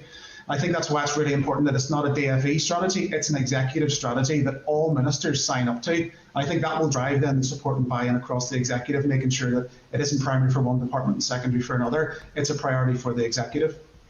I think the delivery one's really important. We've a really good basis to work from because we've developed a strategy together. It makes it much easier to deliver it together, but we can't just rest on our laurels and see what happens off the back of that. Just on that, and that's why I mentioned we have developed a programme board, and we've already had the first meeting of that, and that brings together senior representatives from across the departments who are responsible for various different bits of energy policy. And the job of that group will be to oversee the delivery of the action plan, which is about delivery, it is about what happens on the ground, and it's about collective responsibility and ownership to drive that forward. Is there any, just going to ask in terms of that, is in terms of then delivery of the strategy, either from within the executive or beyond that, is it likely then to have some component of external monitoring? Because I note, maybe to take one example on it, whenever a few months ago the independent or the expert panel on education under achievement produced its report, obviously, for instance, the bulk of its recommendations were around delivery within the education sector, which either Department of Education or the Education Authority or schools or indeed a range of other organisations were essentially delivering on. They had as one of their recommendations that there be sort of a monitoring report that would be produced, for instance, by TEO. So to some extent, if you like, you had an external body marking the homework in terms of delivery. And I'm just wondering, has there been any consideration to any form of external monitoring of how the strategy rolls out, or would that again simply be envisaged as being something that's in-house within the expertise of economy? If I could come in there, I mean, that is quite a philosophical question that you ask. I mean, effectively, Father Ted, far away. No, I mean, effectively what you're asking is, this is an executive strategy, so who's going to hold the executive to account for the delivery on the strategy? And I think at this point in time, we do not intend to appoint someone external to monitor delivery. We have, on the other hand, had significant external advice through the appointed external advisory panel in the development of the strategy, and it may well be that the concept of external advisors to monitor the delivery of the strategy may well be taken forward. We haven't finally decided on that yet, but certainly it's the executive's responsibility to ensure that the energy strategy, which is part of sits underneath the umbrella strategy of the Green Growth Strategy, which is the overall climate change strategy, is actually delivered. I guess the point I was making was it's maybe not, I mean, one route of that could be something that is external to government, but I suppose the issue is whether there's any level of monitoring, if effectively, although it's an executive strategy, DFE is the principal driver of this over the next number of years. I suppose the issue whether there's a internal even mechanism within the executive, and as I said, to take the example on the underachievement side of it, it's not necessarily that there is any additional external support that's being brought in to monitor, but that it was the monitoring of what was happening across the bit was then going to be put under the ambit of TEO, for instance, on that basis. So it doesn't necessarily, I mean, I think we're all aware sometimes of the slight degree of, particularly from a cost point of view, of the dangers of just another layer of external consultants looking at things on it. But I suppose it's trying to make sure that there is something which then operates, if this is something that the whole executive is supposed to be bought into, and something which will sustain beyond individual ministers, individual sort of remits in that regard. I suppose it's the issue to what extent we can get something which ensures there is that drive throughout the executive. And I think that's a very fair point. I suppose one thing I would say is we want to be as transparent as possible, and that's why we want to commit to producing annual reports on the strategy and how it's progressing, to allow that insight and that challenge in terms of how we're doing on delivering against this. I think it's important that we don't see this as entirely separate from the work that DERA are leading on green growth and on climate action. And obviously there will be structures put in place to monitor and report on that, of which energy strategy is around 60% of emissions and will of course feed into that. But I think the very fair point's made, and perhaps something that we take away and consider and speak to our colleagues across government in terms of the monitoring of this going forward. Okay, thank you. Thanks. Thanks, guys. There's no one further. Mike? Oh, sorry, Mike. Oh, Chair. Sorry. Apologies. No, not a problem. Maeve, Thomas and Richard, thanks for your engagement with the committee. I think if we can agree that we broadly have an understanding of the journey we want to undertake and the destination we want to reach, then we might also agree that the main tools that we need to undertake the journey are policy, planning, and the grid stroke storage. So my question is, What are the pinch points? What are the areas that give you most concern?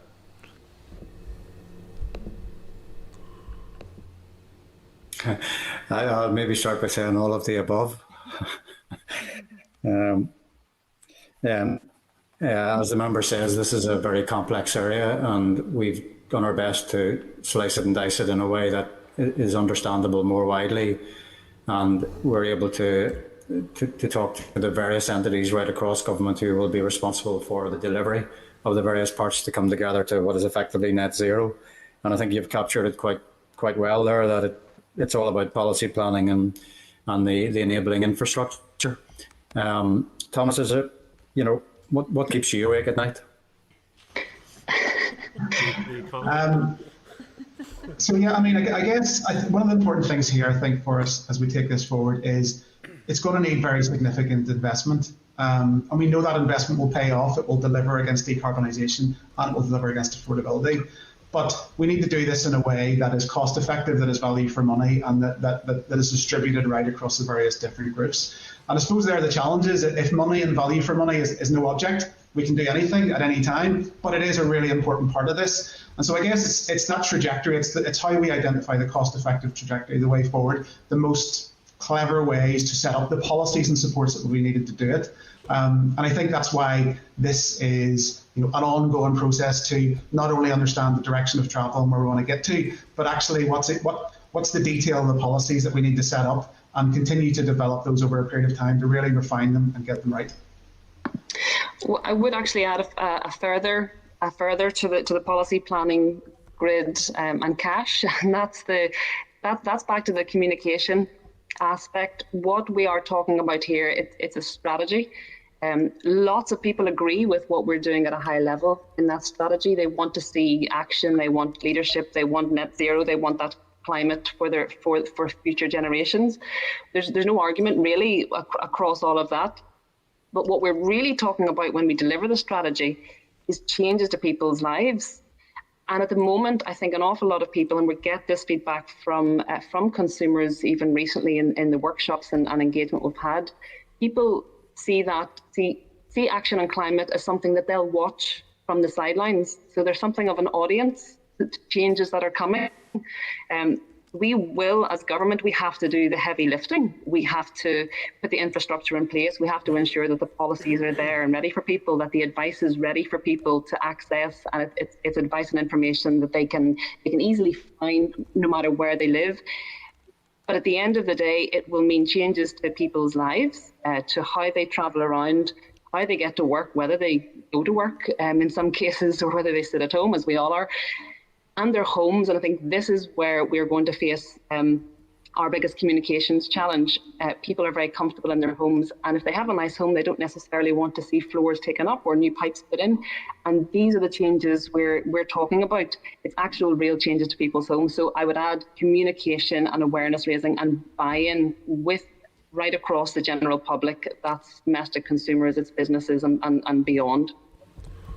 That's very useful, thank you. And I agree, I think buy-in is very important. And perhaps that's where John O'Dowd's micro-generation bill comes in, and that it makes people players rather than spectators. It's one of the areas that we know that people can potentially be part of. What we do believe, and what we find, I suppose, in terms of consultation engagement so far, is that there are some people who want to become actively engaged in this energy transition. They're excited about it. They maybe already have an electric vehicle. They're looking at storage. There's some exciting work already happening in Northern Ireland where people can become active players in the energy market. And when people have the technology in their homes that can allow them to see the energy that they're using on a perhaps half-hourly basis, then they'll become more aware and they might get more interested. But that won't be for everyone at the same time. There's already an awful lot of people who don't even open their electricity bills when they arrive. So we have to be prepared for the full spectrum, for those who are engaged, who want to become engaged and who are excited by the changes that are coming, and those who simply won't care very much and just won't want to see significant disruption and won't want to have too much cost in their lives. So it's trying to accommodate that full spectrum of consumers. Great, thank you very much. Okay, thank you, and thanks for your information so far.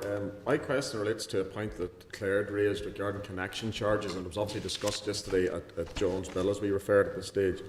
And Richard, you referred to you're doing a policy review on connection charges.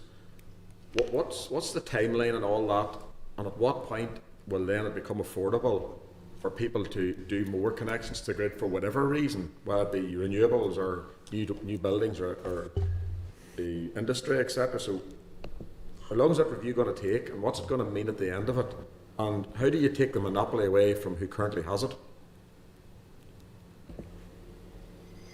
So just to address the question directly, the initial conversation and the ongoing conversation is between NIE Networks and the utility regulator. The department, of course, is very interested because it's about the policy framework inside the legislative framework. So, for example, the natural gas connection policy is different to the electricity connection policy. And maybe there are some lessons that can be learned from the gas connection policy in terms of how costs are shared. And that is part of what you're referring to. You've talked about whether, you've mentioned also about taking, the monopoly away. Well, there is competition in connections across in GB. And quite frankly, there are many, many instances that it doesn't work and consumers end up paying more. Having the regulatory scrutiny and having the right policy in place is probably the most important thing. So certainly from our perspective in the department, we're very interested and very keen on seeing the outcome of the active conversation between NIE Networks and the utility regulator to ensure that we can facilitate properly the growth in the network and connections to the network, especially when we're going to need more connections, all relating to the development of renewable solutions, particularly, for example, in EV charging and heat pumps and wind connections and solar connections and so on. So we recognise the need for reform, and we're very much engaged in helping the conversation along between the utility regulator and NIE. So Richard, who ultimately has the power in that? Let's call it, there's a two-way conversation and there's a three-way conversation. Who has the power to ultimately drive down connection charges?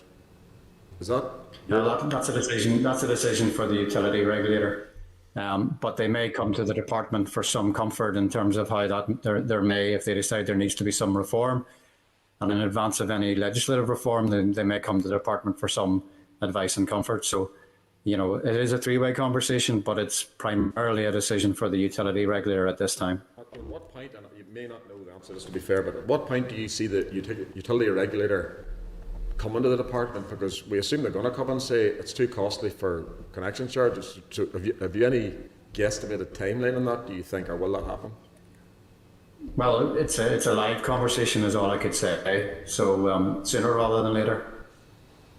Okay, thank you, Chair. Thank you, Richard, and everyone else. Thanks. John, you wanted to come in? Yeah, just following on Keith's point. Richard, as part of the energy strategy, will the department be making any recommendations in relation to connection charges, or calling on the regulator or to do something, or suggesting that further legislation is required to deal with this issue? Thomas, you keep me right in this. Specifically, no, but it could, it's not specifically something that needs addressed in detail in the energy strategy. Like I mentioned a moment ago, it can be tackled now under the existing regulatory policy. No, Richard, you're absolutely right. It's a really important issue. For the strategy, it's not specifically covered in that because it's part of one of the many things that we need to do to meet that 70%, at least 70% target. So it's not something we'll dwell on in the strategy itself, but it will be a really important part of what we're doing at the moment and following the strategy as well. And will it be tackled? I think the simple answer is yes. Okay, I like simple answers.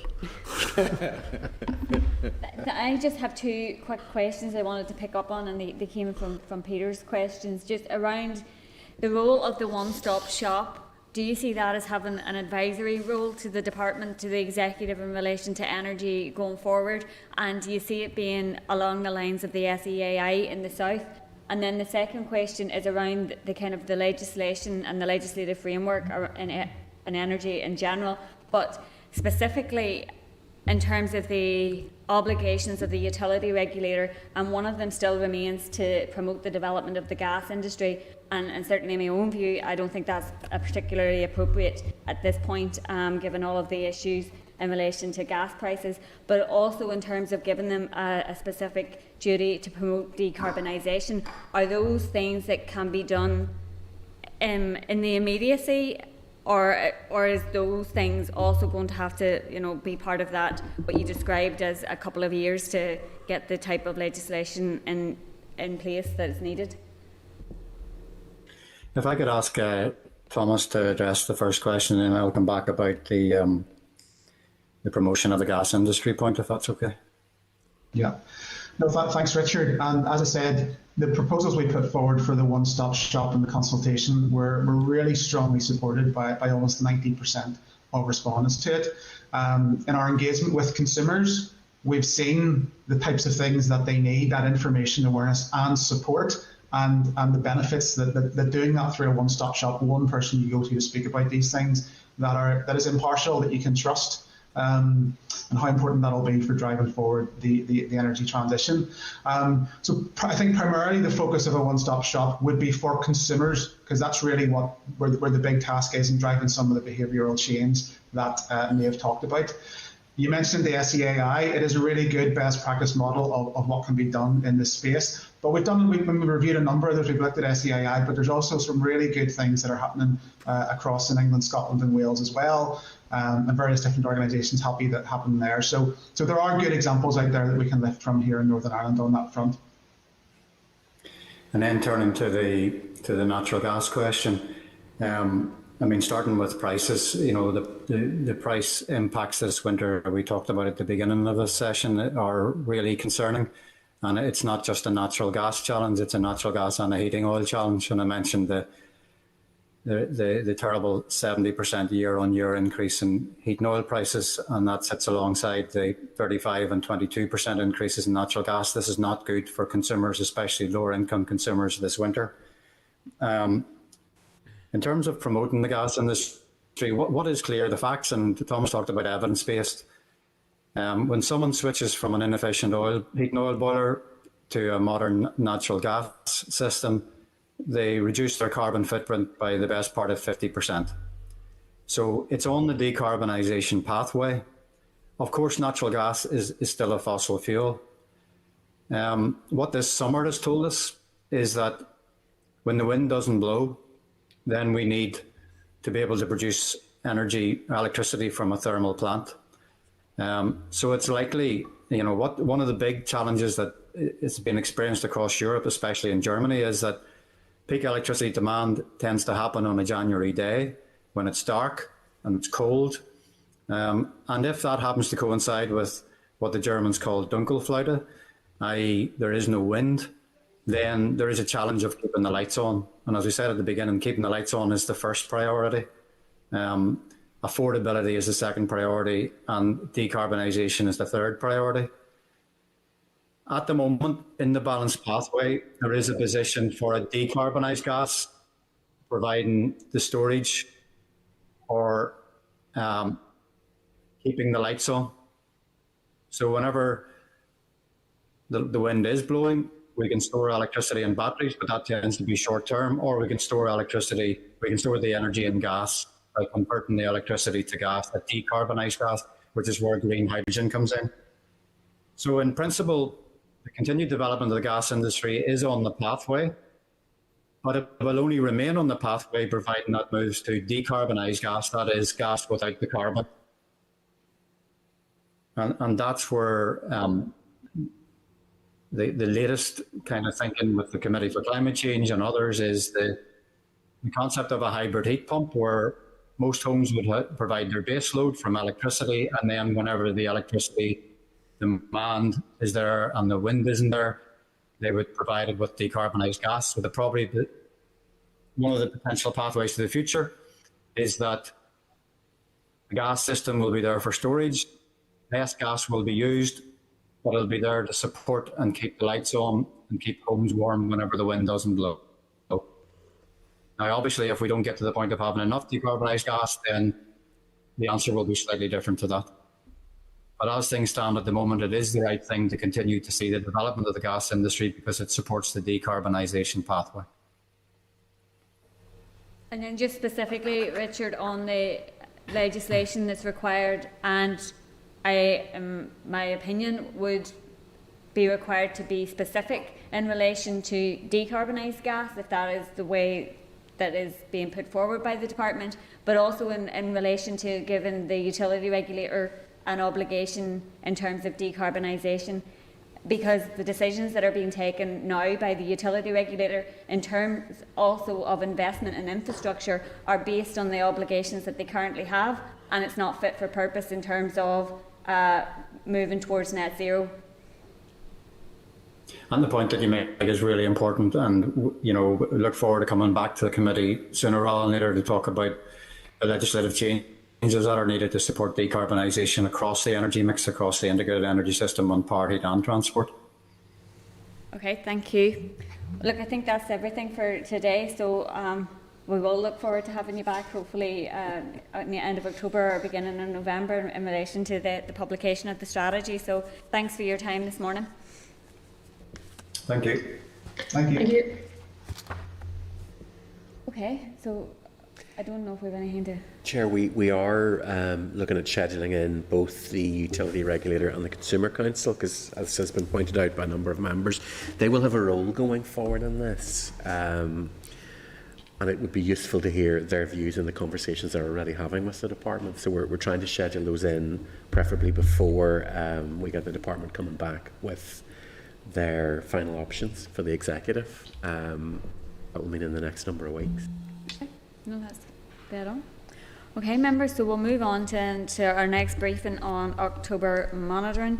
And it's item number 5 in your packs. There's a clerk's memo at page 118, and then a copy of the departmental briefing papers on October monitoring at page 121. And I think our officials are there, although Malcolm looks, or David looks a bit... there we go. So if I could welcome to the meeting David Malcolm, Head of Management Services and Regulation in DFE, Joanna Park, Accountant in Financial Management Branch, and Niamh McGarvey, who's an Accountant in Financial Management Branch. And if I hand over to yourselves to make an opening statement, and then we'll open it up to members.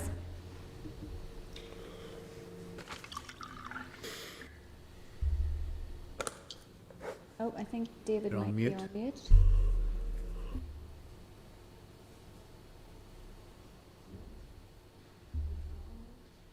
David, can you hear us? We can't hear you. Hang on, there's a fix for this, bear with me. He's got headphones, so... It's the headphone. It is, it's the headphone. If he logs out and logs back in, does that fix it? Fix. Oh, gone. Did I have a fix for this somewhere? I think he takes it off. Yeah, David, we think that if you log out and log back in with the headphones on or off? The headphones off. The headphones are known to interfere with the Starleaf system, and this has happened in the past. We're familiar with it. Yeah, we've definitely had this in the past. So it's a case of not using the headphones and re-logging in, and maybe if we proceeded with Joanna and Niamh in the meantime. Yes, that's no problem. I can deliver the opening statement. Great. If you want to go ahead, Joanna, that would be great. Thank you. Okay. Thank you, Chair. I'm joined by my colleagues David Malcolm and Niamh McGarvey to brief members on October monitoring. The paper members have in front of them this morning sets out my department's response to the October monitoring exercise. As members will be aware, the monitoring exercise, which typically occurs 3 times a year, allows departments to realign its budget allocation on the basis of emerging needs. Departments can reallocate non-ring-fence budgets to meet emerging pressures without recourse to DOF, which allows departments to be more responsive in addressing emerging pressures. The paper sets out the reduced requirements, budget pressures, reallocations that have been made, and bids for additional funding. I will briefly summarise the headline figures, rounded to the nearest £1 million. DFE has reallocated £7 million of non-ring-fenced resource DEL budget against inescapable pressures of £8 million. This has resulted in a £1 million overcommitment.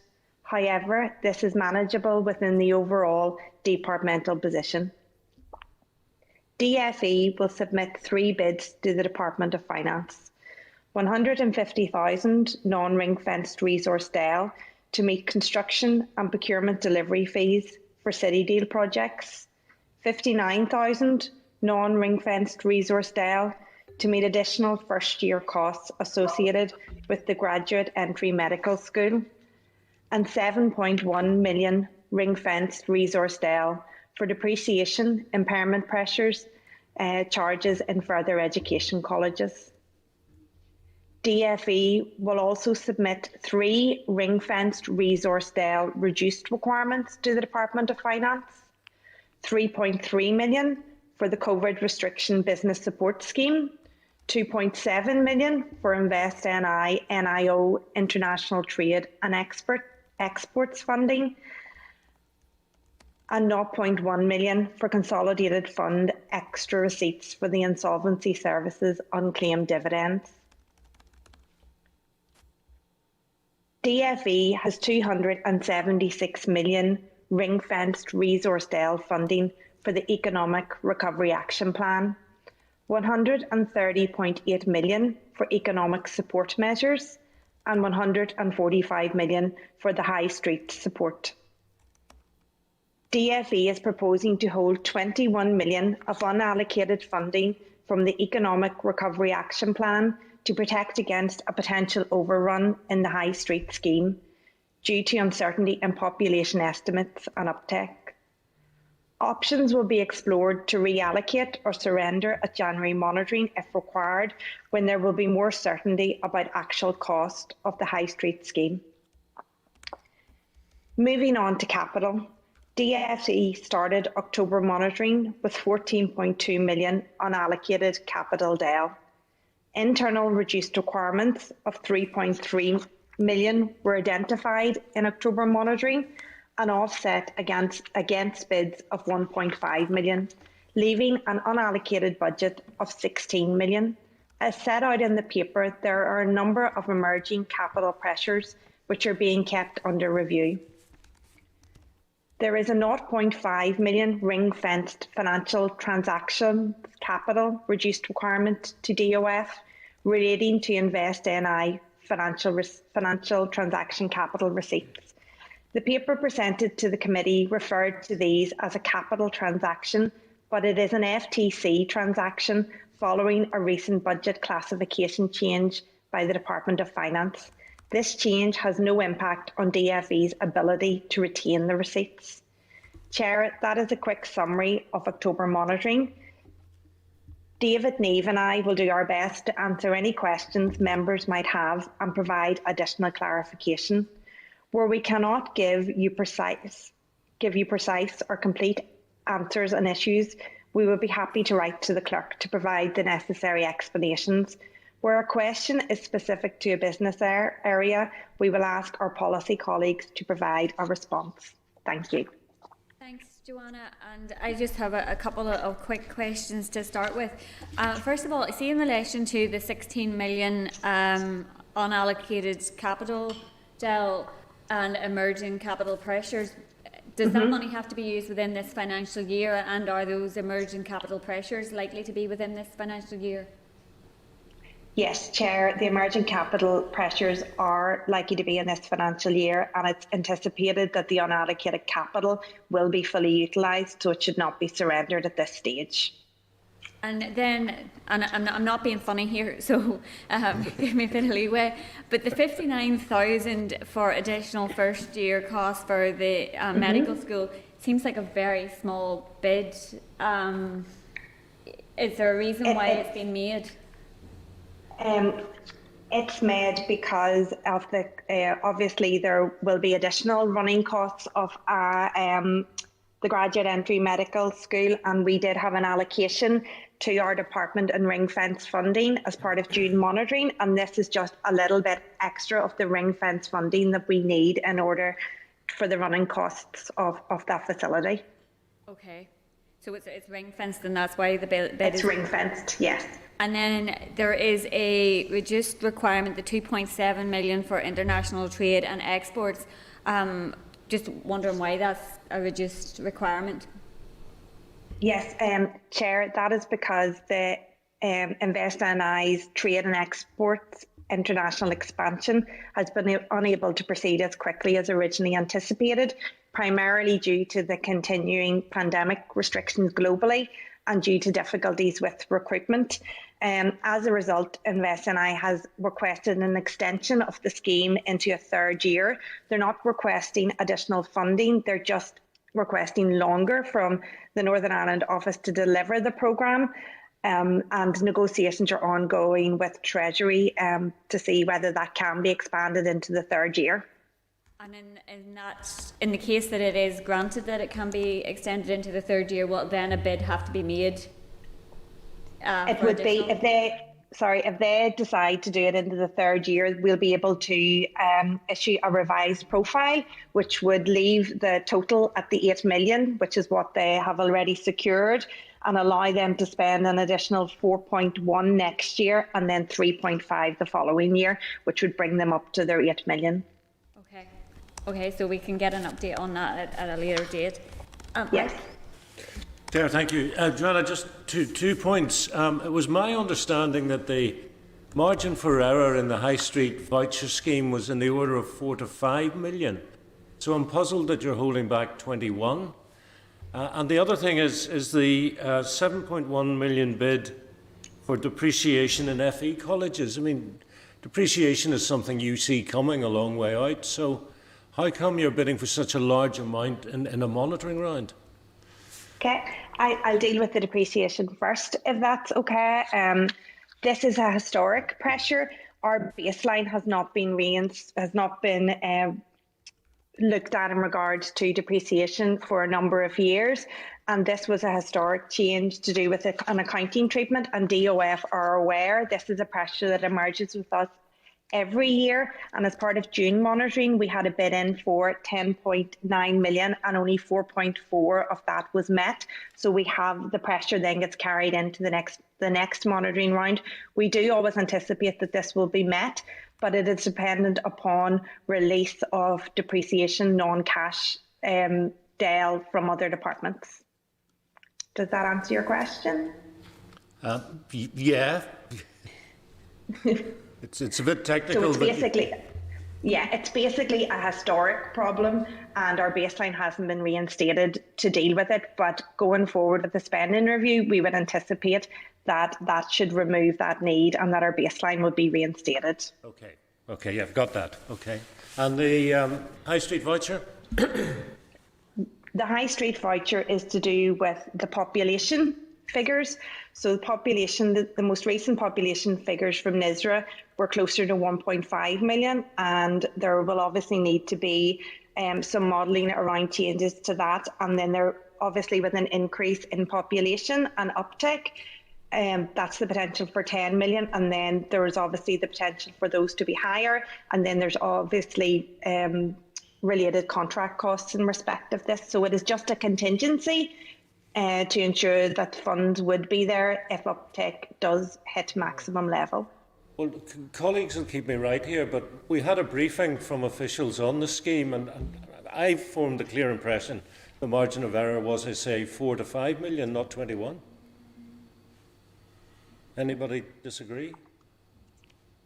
There will always be a margin of error, but obviously from a budgeting perspective, to ensure that we have the contingency to meet the full demand, that requires us to hold upwards on the 21 million, upwards on 20 million really, to meet if it reached maximum capacity. The 4 to 5 million is based on projections around I think it's a 5% of the population not taking it up and 2% of balances being on cards. But from a budgeting perspective, in order to be prudent and to ensure that the funding is there, we have set that aside, that if it did reach maximum capacity. So we can query the additional contract charges with the policy area in relation. Area later today. Yeah. Okay, so just final point then, Joanna. Okay, so you've explained where the 4 to 5 comes from. Let's say it is 5 million. That leaves, what, 16 million? What happens to that money? Our policy officials are exploring the potential to introduce additional economic recovery interventions should the full 21 million not be required for the High Street scheme. Okay, thank you. John? Oh, thank you. I note there's £3.3 million of business support that was ring-fenced for COVID restrictions, business support being handed back, which becomes a bit of a blow to those businesses who were looking at schemes expanded at various stages and who were looking support. But the point I want to get to is, and just let me just scroll across my notes, is the department's handing back total internal resource deal and ring-fence reduced requirements of around 3.1 million. Is that right? Yes, 3.3 million of the COVID restrictions business support scheme, and then 2 smaller amounts. Sorry, I'm looking at Appendix 1 in the document you've sent us. Yeah. Table 1, DEL, non-ring-fence reduced requirements. Appendix 1 are their internal reduced requirements, right, yes, that we then reallocate to meet the pressures that we have outlined in Appendix 2. Yeah, I appreciate that, but there's around a third of that, if I'm reading this chart properly, is in relation to apprenticeships, careers and vocational education. Yes. Why is there what appears to be quite a significant underspend in that area? In the apprenticeships one, that is a non-recurrent reduction in the apprenticeships NI, and that's a result of additional European Social Fund being available in the current financial year. So it's not actually an underspend or work as such, it's just being funded from a different source. All right, so okay, that answers that query. Okay, thank you. Thanks. I don't have any other members looking to come in, Joanna, so that's us for today.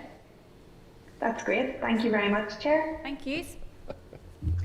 Okay, members, so we don't have the Minister until 25 or to half past. Let us know as soon as they arrive. So if we move on and start to do... Sure, can I just ask one query, just following up on Mike's? What's the total budget for the High Street voucher? Scheme? Oh, for the High Street voucher? Yeah. 145 million is what was allocated to it.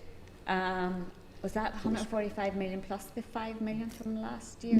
That was your margin of error, and essentially what it breaks down as the 145 is 140 for the vouchers based on a population of 1.4, which is 18 plus, and then the 5 million for admin costs. Now what the department has said is they are working on a wider margin of error because new NISRA estimates have suggested that population group is 1.5 million, and they've built in a further contingency because of population fluctuations that haven't been captured by any recent surveying by NISRA. But the additional administration costs seems to be very high. It's 20 million holding back on a 140 million pound. It seems extremely high. But that's definitely an issue that the Minister, I'm sure, will want to reassure members on, because the worry would be is how long do you hold that money? Effectively, do you have to hold it till the end of November, till the scheme finishes? And then does that money then, can that money be recycled before the end of the financial year? Is it money that can be carried forward as part of economic recovery? Can it be rolled into a new financial year?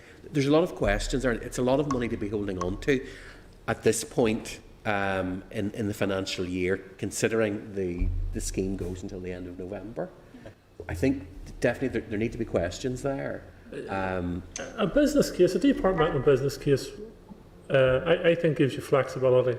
That's over 10% of a flexibility. I can't see a business case giving you that flexibility. I think it's about 15%. Yeah. We see the ERAP funding the department has full discretion over. Yeah, that's if you like, it's crude, but that's an envelope stuffed full of cash that they can take money out of and put money back in as they don't use it. So any money associated with the scheme can be redeployed for other ERAP actions. But what maybe is the main concern is the time scale for that. So if that has to be held on to, will they start dispersing that money back into the ERAP At the end of November? At the end of November, or can they start doing it before, when they see what take-up is, when they see what kind of population response there is? That's the big concern. Additional contract costs that I have a question mark over. That's something to question, because we were kind of given the impression that the 5 million admin would cover everything. Sinead has a query. Go ahead, Sinead. Sorry, Chair, just asking, we were told at committee that administration costs were £5 million, and the total project, the total scheme was 149 million, including the 5 million admin. To kind of jump it up at this stage is a bit sneaky, to be fair, and I think we really need to understand why that there would be such a major shift from that 5 million admin cost, and why a business case that has just been developed in the last couple of weeks, months. In fact, really,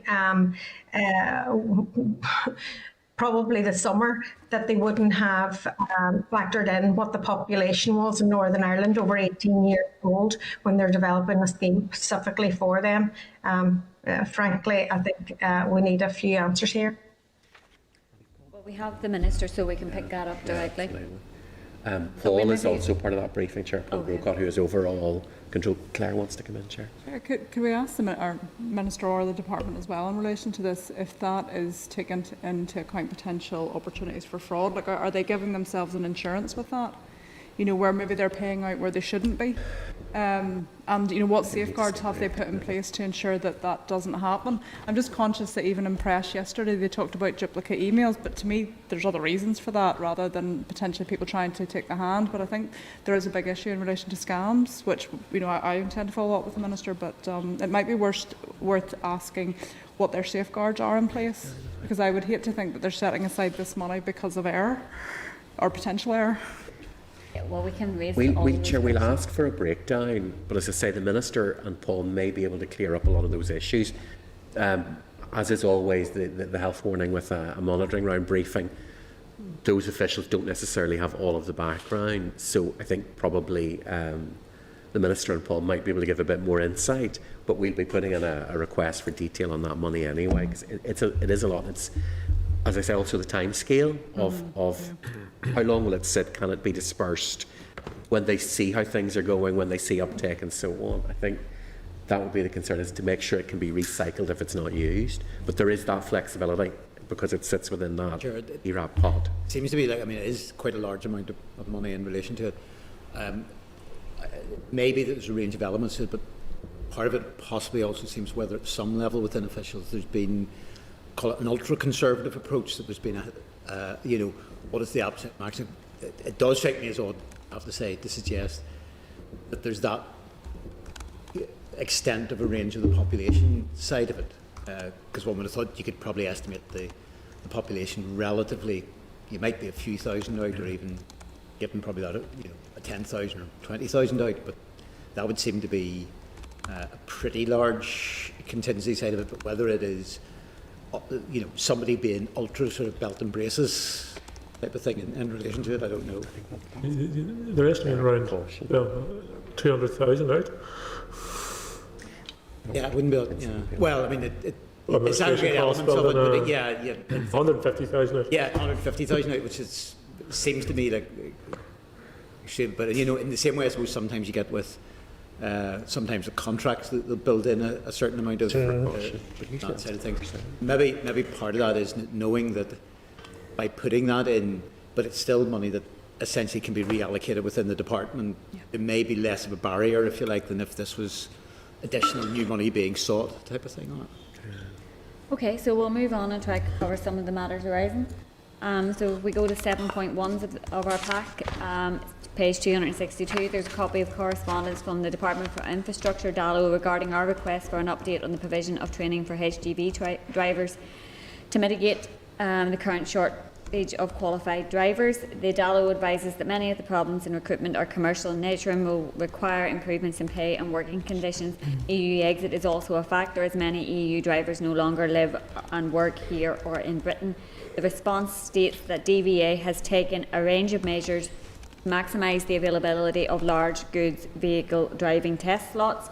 The DALO advises that in the first 4 months since driving tests resumed on the 23rd of April, the DVA has conducted 1,290 LGV driving tests, which is 65% higher than the 5-year average for that period, demonstrating a clear commitment to providing increased testing capacity for the sector. So that is for members to note, and obviously we have also asked the Department for Economy about training opportunities.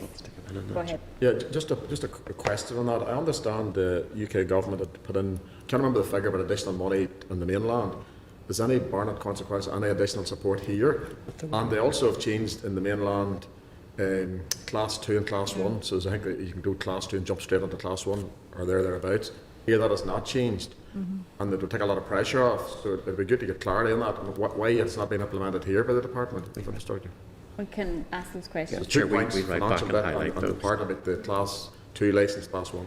Yeah. Chair, just pick up from that point, if we're asking some questions around that, obviously know as well from a UK, and I appreciate these apply across the UK, but whether there's any indication from Department as to what impact, for instance, in terms of the change of temporary visas will have on the Northern Ireland market, if I can put it that way. I know the visa issue will be something that applies across the UK type of thing.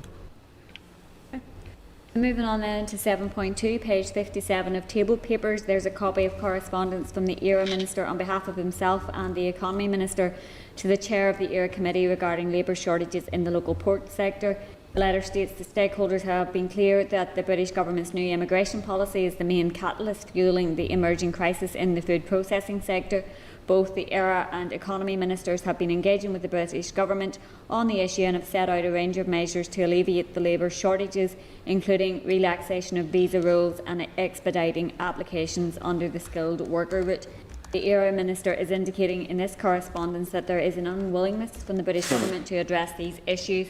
The Minister has requested a meeting with the British Prime Minister and Home Secretary on the issue, so that's for members to note at this stage, and we can be kept appraised of that. We'll get an update. Then 7.3, page 61 of table papers, there's a response from FE colleges to the committee's request for views on HE Cheating Services Prohibition Bill.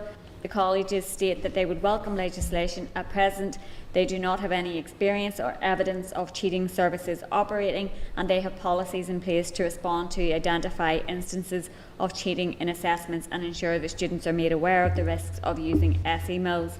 So, as discussed at last week's meeting, the committee has received responses from a range of stakeholders now and is in a position to complete an LCM report should it be needed. However, recent indications from the department are that the bill may be significantly delayed. Go ahead, Lane. Yeah, Chair, I'm just looking at the the Hansard record of our session on the High Street voucher, and John asked what the overspend was likely to be, and Tommy O'Reilly said we're not expecting it's going to be anything significant.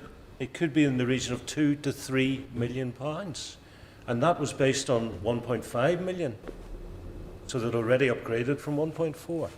So they've gone from 2 to 3 to 21. We will ask the Minister when he comes in. So, moving on then, item number 8, the Parental Bereavement Leave and Pay Bill. There's a copy of admissibility criteria for amendments to a bill at page 266, and then a copy of the Hansard from the Human Rights Commission's briefing on the bill last week at page 267.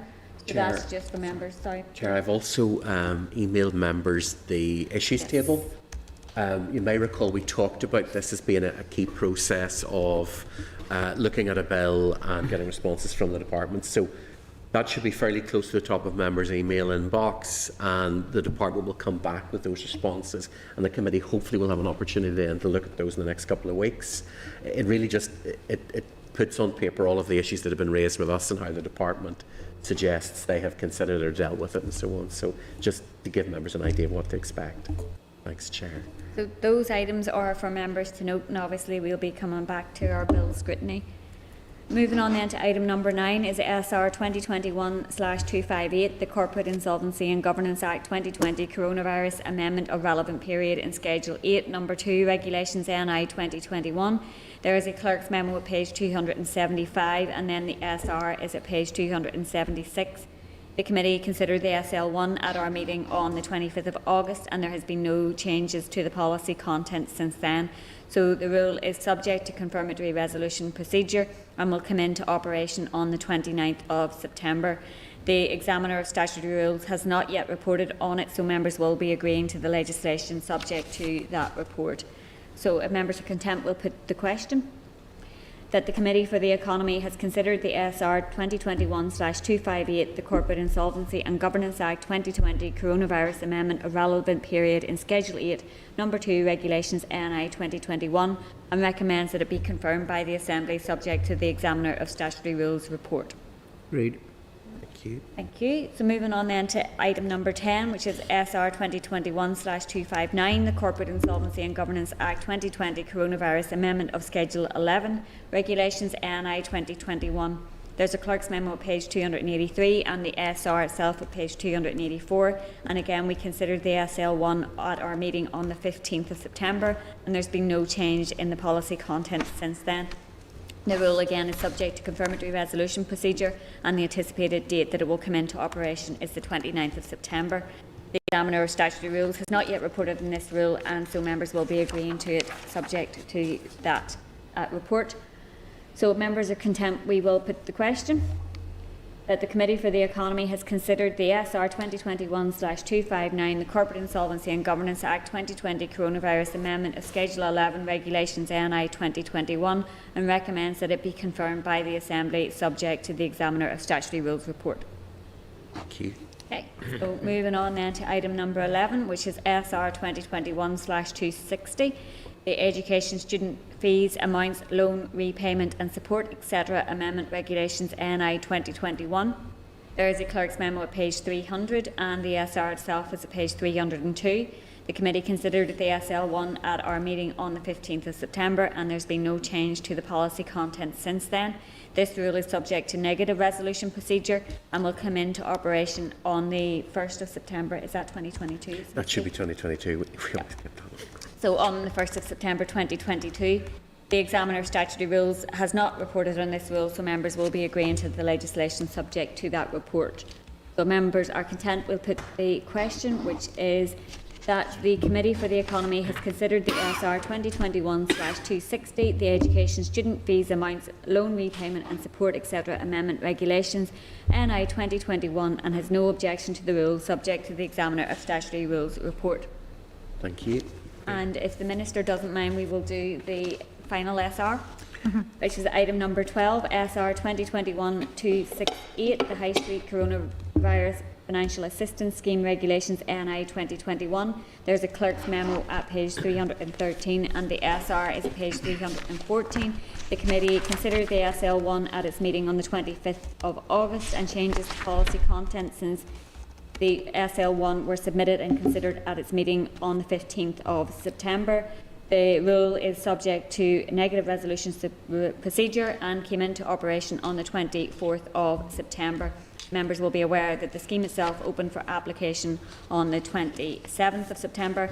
So the Examiner of Statutory Rules has not yet reported on this rule, so members will be agreeing to the legislation subject to that report. So members are content to put the question. Sure, just a question on this one. The committee support for this isn't required for the scheme to have moved forward and for payments to be made, is that correct? Yeah. Well, then in the absence of the inclusion of 16 and 17-year-olds, then I don't think I'll be able to support it. Or just no.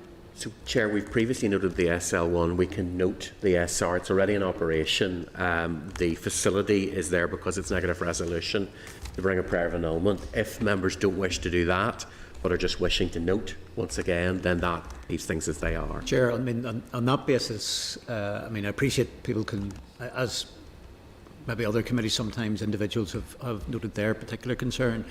I mean, certainly I would really like to be recorded as indicating I would be supportive of the SR. I think that this is something, I think it would seem to be a little bit churlish of the committee, notwithstanding the argument that will go back and forward about whether there should be something either separately for whether there should be inclusion of 16 and 17-year-olds. This is something I think which is going to be very advantageous to our wider retail and economic sector. And I think, certainly from my point of view, I feel simply noting it does give a somewhat inadequate response on that basis. So certainly, whether it's the committee supporting the SR or whether they want to take individual indications of where people are, but certainly I'd be supportive of the SR. So members who wish to support the rule can have that put on record, and obviously, as John has highlighted, a number of members have raised the questions around the policy content previously, and we noted the SL1, so we can note the SR in the same way, and if people want to express their support, they're free to do that. Chair, we did note that in the minutes previously.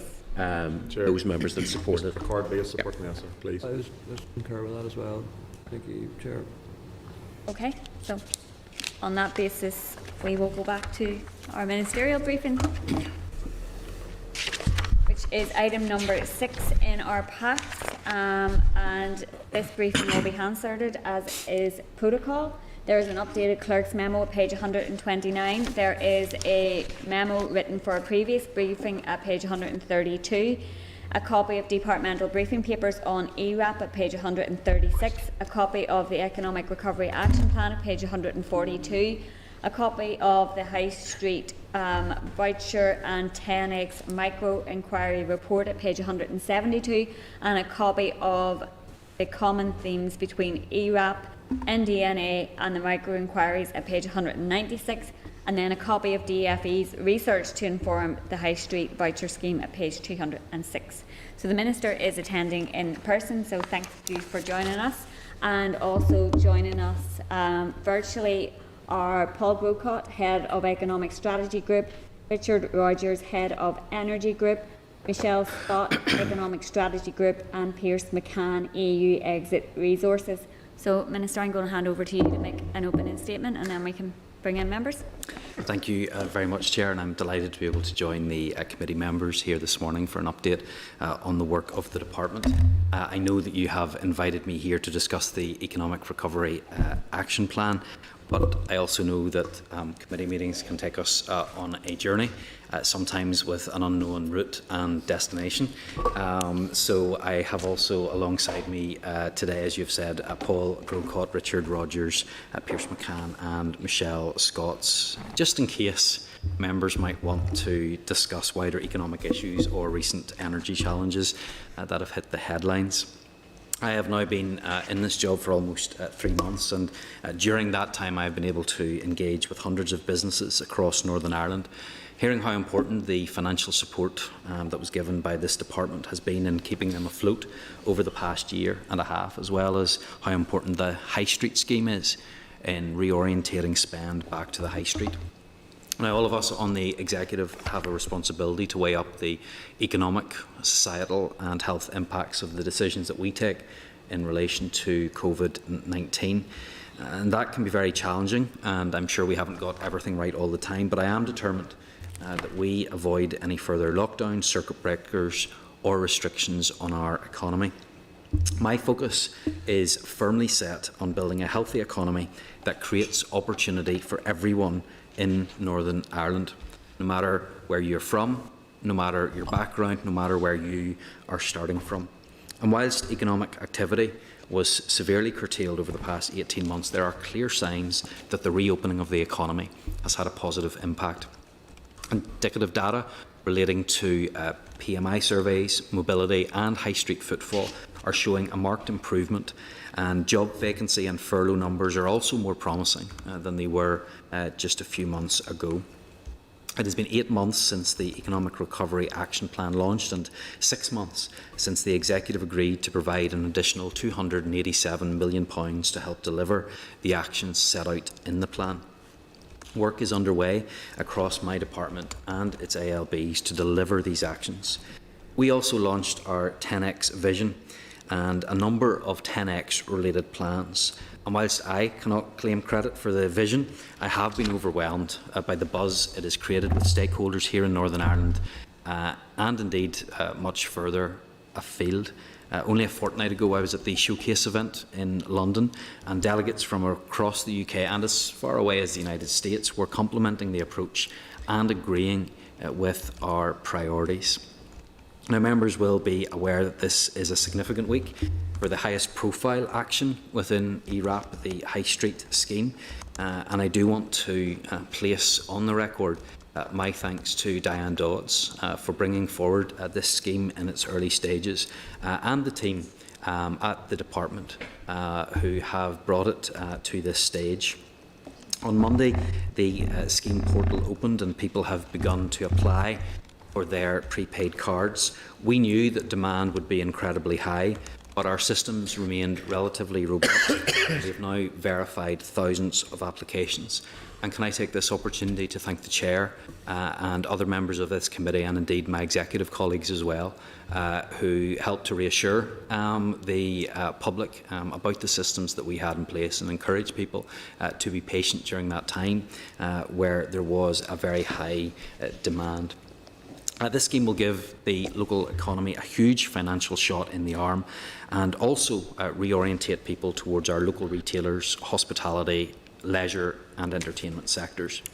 The Spend Local message is one that I am passionate about. Since my appointment as Economy Minister, I've heard from many business owners and individual workers about the incredible challenges they have faced, and the High Street scheme will provide a welcome boost to local businesses and will bring people back into our high streets. But securing funding and having plans that stakeholders endorse is good, but it's not enough. People deserve more. We need delivery and we need to be agile. At its launch in February, it was recognised that the plan needed to be able to adapt to changing economic conditions. This was the start of our recovery journey. Since then, we have continued to listen to feedback and work collaboratively with our delivery partners. And thanks to this strong collaborative effort, 40 of the 58 actions that we had planned to do at the time of launch are now in progress or have been completed.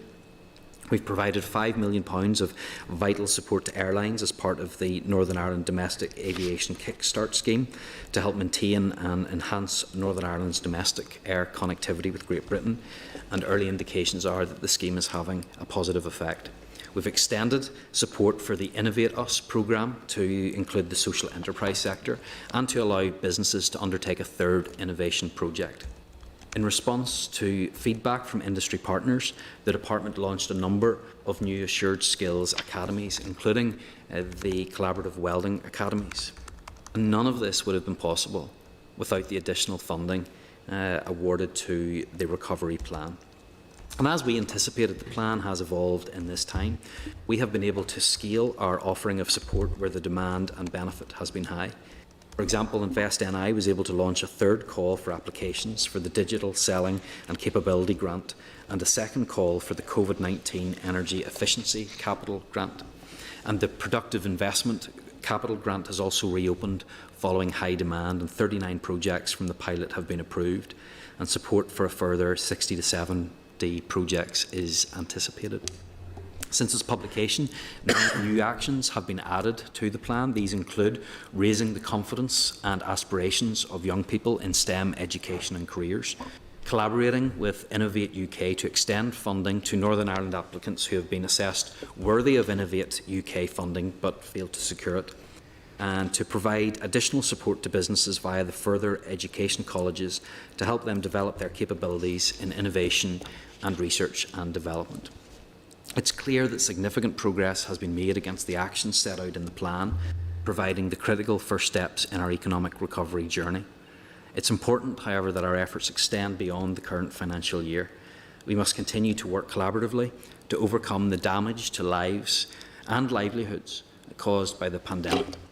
Now, that's not going to be easy, and we're all going to need to take bold decisions if we are to realise the art of the possible. I hope that has been a helpful introduction, and I look forward to taking your questions.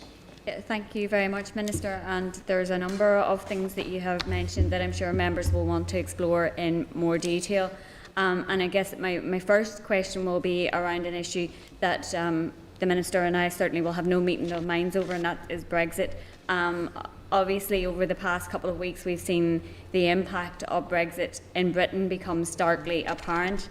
While here, we're hearing about how the protocol is insulating businesses from those impacts, particularly in relation to the carbon dioxide shortages and also the fuel shortages.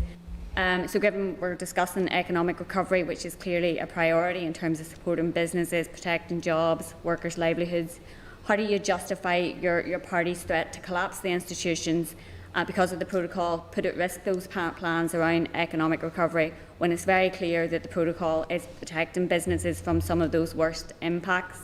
And I think what we are seeing is that there has been a lack of recognition in some of the strategies that have been brought forward about the potential opportunities also for exporters under the protocol. Okay. Well, look, first of all, I don't agree with the assertions that you've made in your questions that the protocol has in some way insulated businesses in Northern Ireland.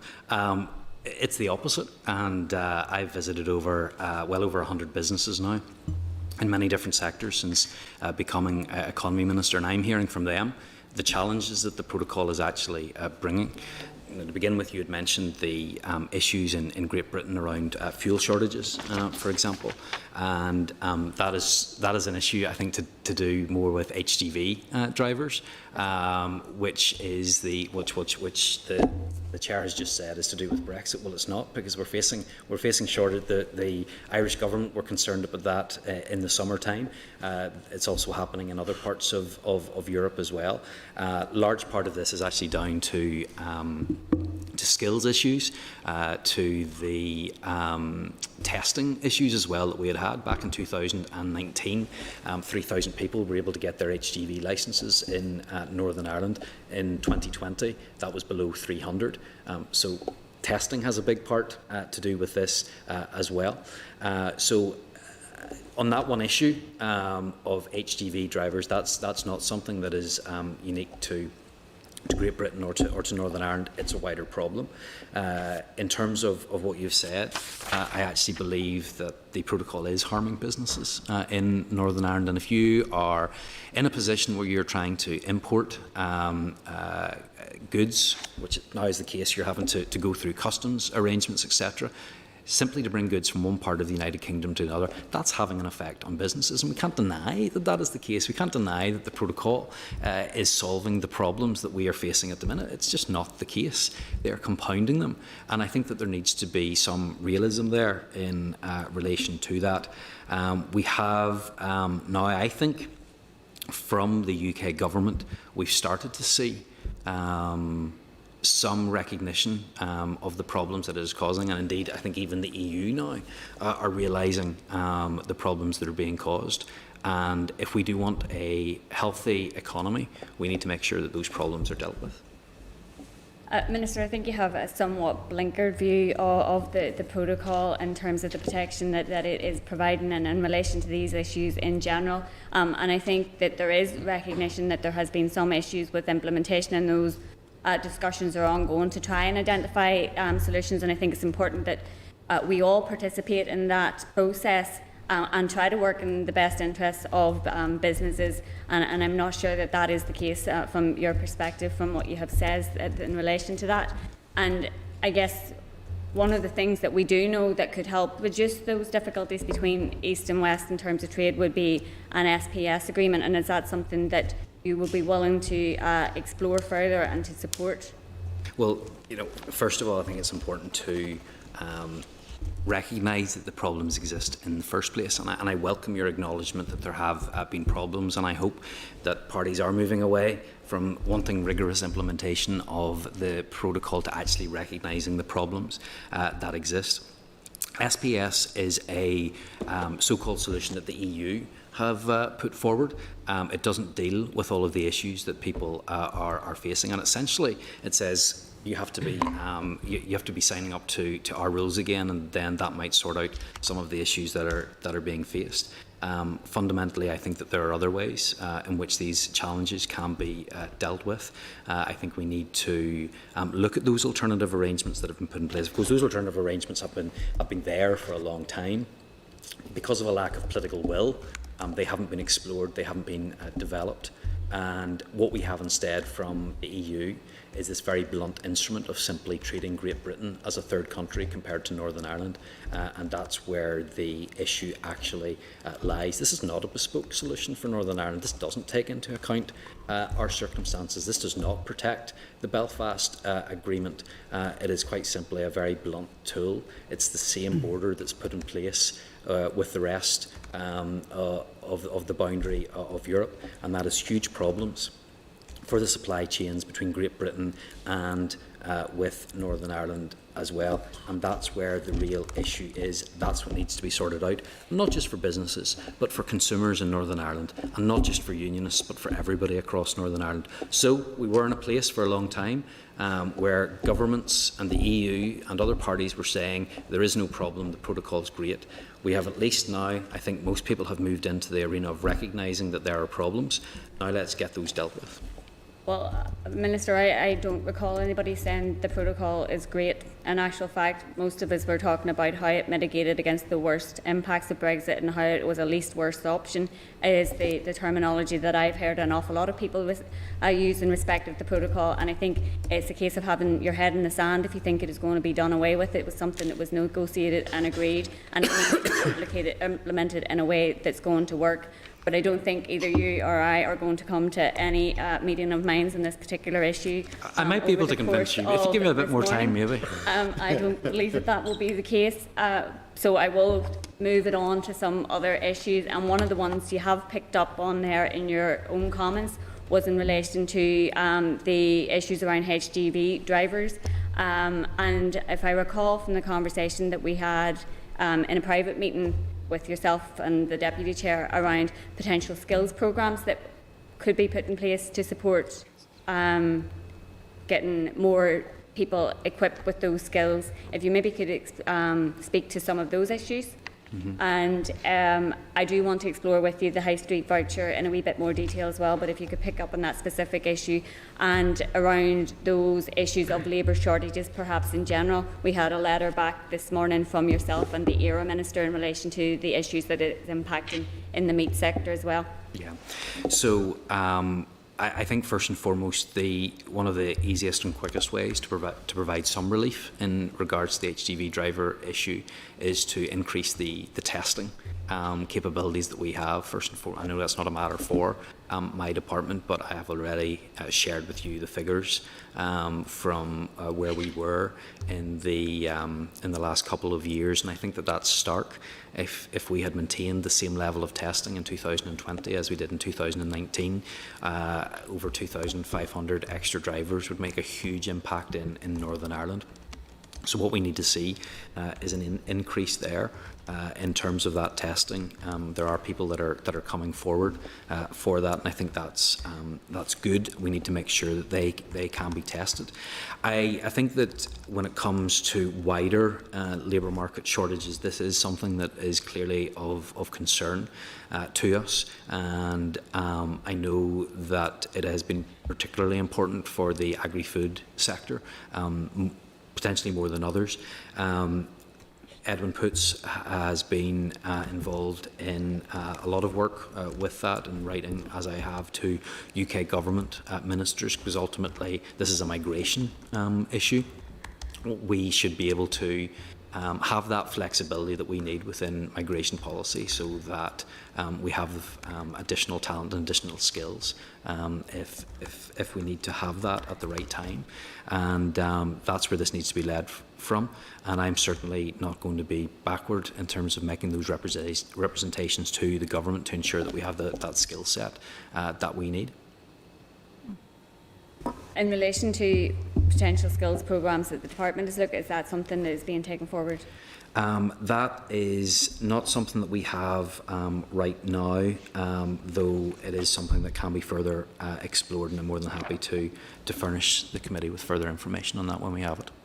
Okay, and then the issue that I did want to pick up with you was in relation to the High Street voucher scheme, and I would put on record my thanks to officials from correspondence at the beginning of the week around some of those, I guess, initial teething issues that were to be expected with a huge volume of people trying to access the scheme at the start. Is there some figures that you could perhaps share with us in relation to the numbers that have registered so far, been successful so far, and how you think that the phone system that's going to come online to support those who can't use an online system for whatever reason, how that might roll out in the initial stages? Yeah. So in terms of figures, I'm happy to provide an update on that. So we have now sent out over 1 million links to the database that will allow you to go, to the portal. And of those 1 million links, we have had 560,000 applications that have come back completed already. And we have begun now the process of verification, and the first 300,000 have been verified through the Electoral Office database. I think by anybody's measurement or standard, that is an incredible achievement within 48 hours to have had that many people sign up to a government scheme, and to have been able to have delivered that in terms of links being sent out, applications sent back completed and verified as well.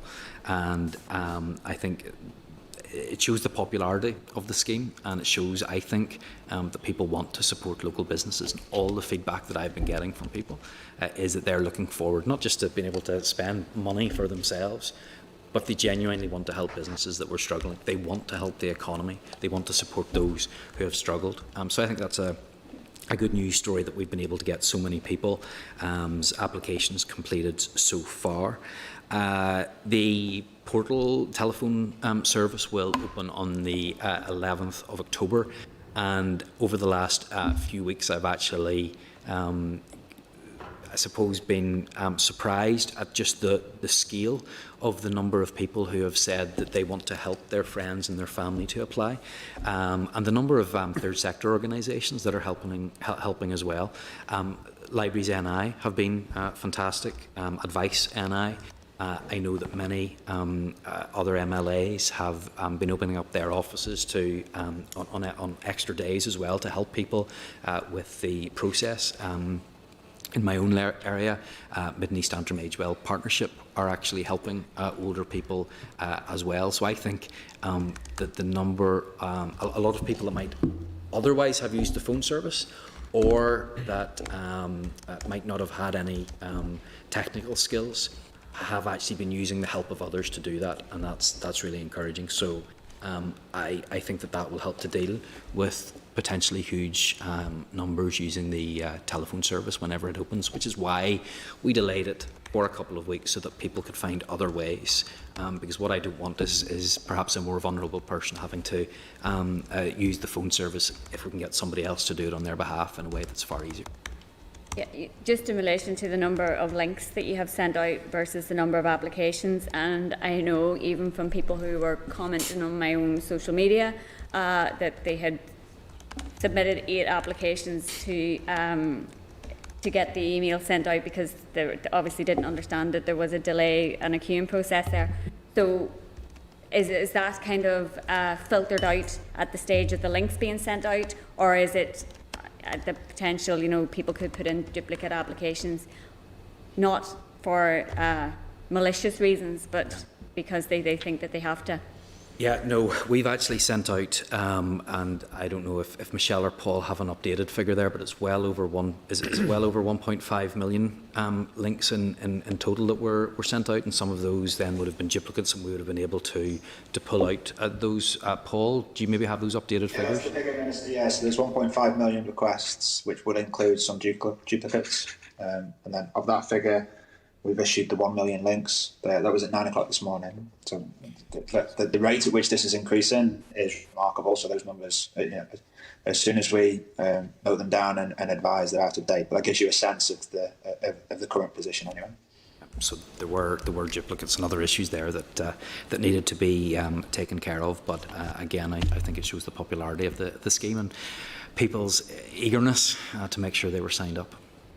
And then just in relation to, we had officials in just before you came in talking to October monitoring, and they indicated that there is 21 million being set aside for potential overspend to the High Street voucher scheme. And from, I guess, my crude understanding of it, approximately 10 million of that may be to increase population compared to what it was expected when it was being modelled. And then they mentioned that there was some potential for increased contractual charges. So could you perhaps explain to the committee, because we weren't under the impression that there would be any increased contract charges, and in fact Mr Nesbitt read from the Hansard of our briefing with officials at the end of August about the potential margin of error in the cost of the scheme. So if you could maybe just explain a wee bit about that. Okay, so we have set aside and allocated £145 million for the High Street scheme. That is the budget for that. But we obviously wanted to make sure that there was a contingency in place, and NISRA had increased their population estimates, so we needed to keep, I suppose, a bit of latitude there. So that, and again, these are estimates that NISRA produced, so we wanted to leave a little bit of leeway. The additional contractual costs come in because the more cards you have to issue, the more cost is there as well. So taking those things into consideration, yes, we've got our budget for it. We wanted to build in a contingency. I know you might think, well, that's quite a contingency to build in, but we just want to make sure that that is covered and that we have that set aside, and that confidence is there. However, that money can then be put back if there is if the population estimates turn out to actually be overestimating what the population is. That money then can be redirected, and my officials are exploring where else that could go into other programmes that can help in economic recovery. So I know you probably think that's quite a wide envelope, but it's to take into consideration both the population estimates and the additional cost then that would come from procuring and sending out the cards and the use of the cards, etc. Okay, so just in relation to that specific bit about the contract costs, so my understanding of the initial admin and contract piece of work was in and around 5 million in and of itself, so that seems like it's almost doubling in terms of you could potentially be looking at the same again for amending the scheme to take in, potentially another 100,000 people. Is there a reason as to why that's the case? Well, it's not just it's for the additional people and for the additional cost then that come with it, but that's not entirely, the extra funding is not entirely for contractual costs. Paul, I'll bring you in at this stage, just maybe you can explain a little bit more around the precise allocation of where that would go. Yeah, certainly, Minister, and just to add to the detail that you provided, and specifically on the contracts, I think worth referencing that the scheme was structured 140 million for the £100 cards to be received, and then the 5 million, as you mentioned, Chair, for the delivery scheme costs. Those estimates were some time ago now, and obviously the nature of the scheme has developed, and therefore the contractual requirements in order for us to deliver the scheme in the way that we've had to deliver as a result of maybe access to data sets has changed. We've had to bring in more partners in order to deliver the scheme. So, for example, and then the development of a portal wasn't anticipated at the start when we estimated 5 million. And also the use of the telephone service that you mentioned earlier goes live Monday week.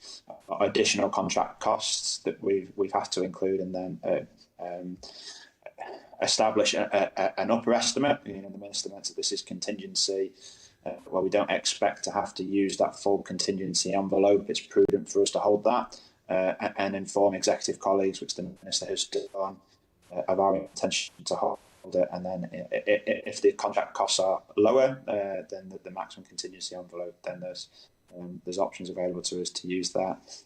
In addition, there's been further work done through engagement with colleagues in Jersey and then wider assessment of fraud and error. So while the department has a zero tolerance for fraud and error, the risk remains there, and it's prudent for us to, at this stage, include that within our project estimates. That also explains part of that funding envelope being increased. Thanks, Paul. That's useful for us, and it might be useful for committee to perhaps get a written briefing just in respect of that breakdown, if that could be arranged. And then just in relation... Yeah, very happy to write, Chair. Yeah, thanks, Paul.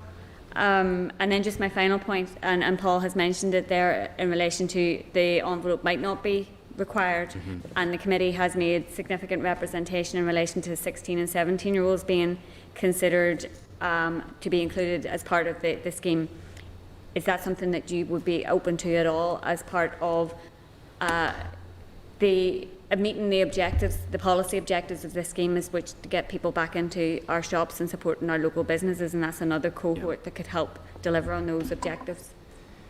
Yes, it is, and I think I've outlined certainly in the chamber some of the challenges that we have faced around that. And look, I did say I'm open to finding ways around that. There are a number of issues.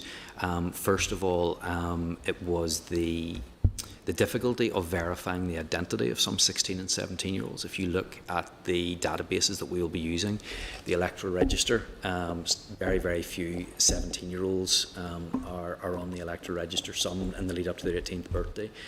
That would almost entirely then be out. It should catch about 70 to 80% of adults at least. That will then be gone almost in its entirety. The next stage then is the driving licence database. Again, very, very few people in the 16 and 17-year-old category will be able to have their identity verified in that way. Even then, if you look at some of the other ways in which we can verify identities, and it becomes more difficult. On top of that, there's additional regulatory issues around GDPR as well. And so the executive had given me the mandate to extend this to adults, to everybody over the age of 18. Certainly those weren't hurdles that I thought that we'd be able to overcome when the issue had been first raised. So those are issues that would need to be overcome. The other issue, though, is go back to the policy objective of the scheme. What are we trying to do here? First and foremost, we're trying to support businesses that had to close during the pandemic, or whose economic recovery had been harmed by the prolonged nature of that. If we are to look at this again and to do another scheme, we need to say, look, is this going to be, is there a sound reason for doing this? Is there still the need for that extra support for businesses? Or are there better options that could be used to help to stimulate the economy? So I don't like to close down any options, but those issues would need to be addressed. Yeah, and I appreciate that you don't close down that option, and that is welcome for us to hear, and I'm sure other members will explore this in more detail. And I would just reiterate that point about the policy objective and the change in behaviour and getting people back onto our high streets, which is part of the objectives, obviously, and our younger cohorts are obviously particularly prone to be doing things online. So in terms of a change in behaviours, I have asked a number of questions. I'm going to bring in other members. Peter, you're first up. Thank you, Chair, and thank you, Minister, for being here. I suppose you mentioned about a journey. If this is sort of an X-Factor journey, I don't know if this is the judges' houses round in that regard. You're maybe happy to take a break from Simon Cowell at the top of the table there, asking you some questions. So you're Louis Walsh, is that? Well, yeah, either that or Danny Minogue. There's an issue of self-identification in that regard. Before I get into, I suppose, the couple of issues I want to explore, just mention in terms of the high street vouchers, I think the statistics you revealed this morning are remarkable in terms of the level of processing. I know various of us maybe had a little bit of frustration at times trying to get on, but I suppose to put it in context, if we're talking about 560,000 online applications in the space of 48 hours, in terms of certainly that timescale, if you think about electoral registration, which can be rolling from month upon month to achieve those sort of figures, or even if you take a look in terms of the scale of something like free school meals in terms of applications, which would roughly speaking impact on about 100,000 children, some drawn from the same family, over a longer period of time. I suspect in terms of the volume and the timescale, that must be the greatest level of processing of online applications at any stage in the history of Northern Ireland. So I think that I think is to be very much welcomed in that regard. But two interrelated aspects I want to probe on economic recovery. And I suppose it's natural that, particularly considering in terms of the spend, and because I think basically the bulk of the economic recovery money will come from the COVID consequences. So therefore there's a requirement for spend to be in year. Obviously, naturally, and I think it is of high level of importance, people will focus in on the short to medium term measures that are part of that. But also underpinning economic recovery, I think also need to be the building blocks to make sure that we have an economic recovery programme the years and even decades ahead, which can build a strong economy in Northern Ireland. And I suppose in particular, one of the aspects that we've seen from the pandemic is in terms of jobs, the need for flexibility. We've seen a situation in which I think, thankfully, actually the economy in many ways has bounced back quicker and better than we probably anticipated a year ago in that regard. But it highlights probably the need for ensuring that we have a system which is fit for purpose as we look particularly for young people towards careers. So I wonder maybe you just outline where we are with, because it's something that predated the pandemic, but a need effectively to restructure and update where we are in terms of that careers advice service, and indeed ensuring that there's that cooperation on that. And then once you've answered that one, I'll maybe go on to the wider context of young people in terms of the 14 to 19 strategy, but maybe you can first of all deal with the careers issue. Yeah, no problem. And I just want to comment first on what you had said about the High Street scheme. It is incredible that so many people in the first instance have wanted to apply and that so many were so quickly processed. I remember hearing figures recently that during the 2019 election campaign for Westminster, 90,000 people had applied to go onto the electoral register, and that had been overwhelming almost overwhelming for the electoral office over the course of 6 weeks. In the course of 2 days, we've been able to process 500,000 applications. So I think it does speak to a little bit of both the popularity of the scheme and the way in which we've been able to process them. And I think it has been a good news story. The member's also absolutely right in what he says in terms of the building blocks that we need for that healthy economy that we all want to see, and skills are a vital part of that. And I have seen that over the last number of weeks as I have been with foreign direct investors and other job creators who I think nearly every single one of them have said to me that it was the skills of our young people and the talent of our young people and the support that we were able to provide, such as through Assured Skills Academies, that helped to build up the skills of our people as well. Those were the things that were most important to them. So it's incredibly important that we get this right, and that work has to begin now, because we need those skills to be in the pipeline in future years whenever they are necessary as well. In particular, and you'll see this in the 10X economic vision, is the importance of a digital spine. We're in a changing world. It's very different even from when I was at school, never mind when you were at school, Peter, but digital skills are increasingly important. I think most jobs now require a basic level of digital literacy. I think over the course of the pandemic we have seen the importance as well of for social reasons, and this is one of our core sectors, that we need to have those ICT skills as well, which is why I think that it's important that we look at that skills pipeline and make sure that we have people with the skills that they need in order to compete and get those jobs that are becoming available in Northern Ireland today. And from my own point of view, I think it would be really important for us to go a little bit further back into education, into primary level and at secondary level, look at how we are providing those ICT skills and ensuring that our young people have the qualifications. And to that end, I would be very strongly supportive of making ICT a compulsory subject at GCSE, because I think if you are doing that from an earlier age, you're setting in young people's minds the importance of these skills and opening up their minds to the possibilities of how can I use this in my future and in the jobs that might be available to me. So I think that's important that we look at the ICT issue, but also careers more widely.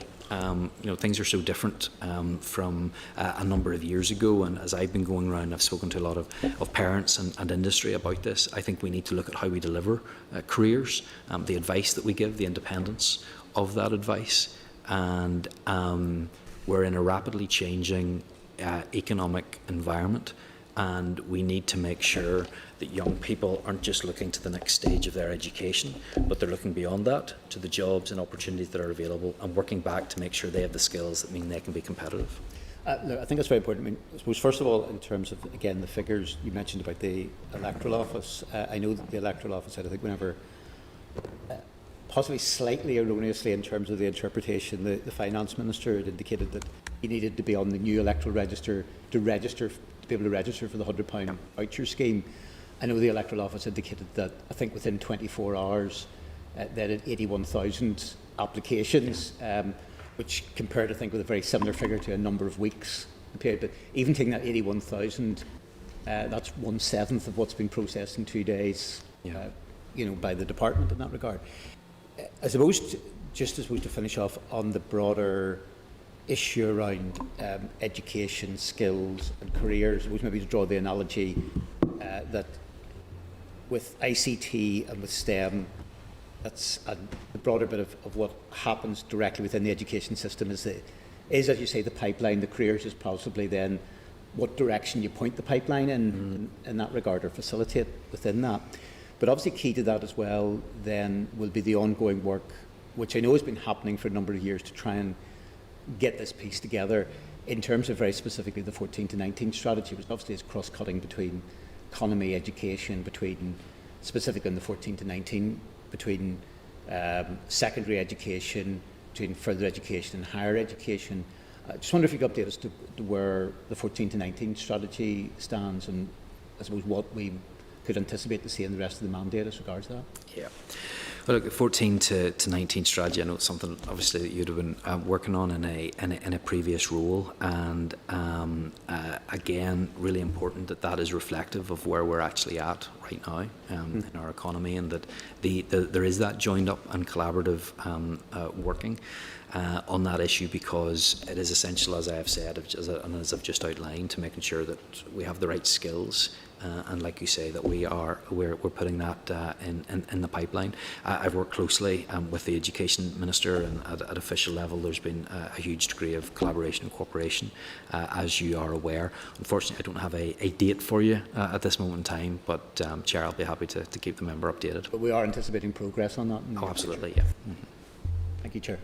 Thank you, Peter. Keith? Okay, thank you very much, and thanks, Minister, for coming along.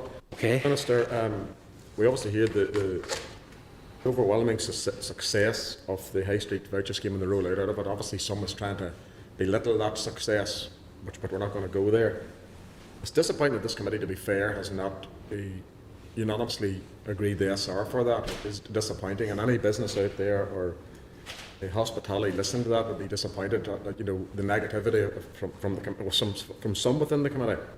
But I want to move on now. I think we've touched on that fair enough.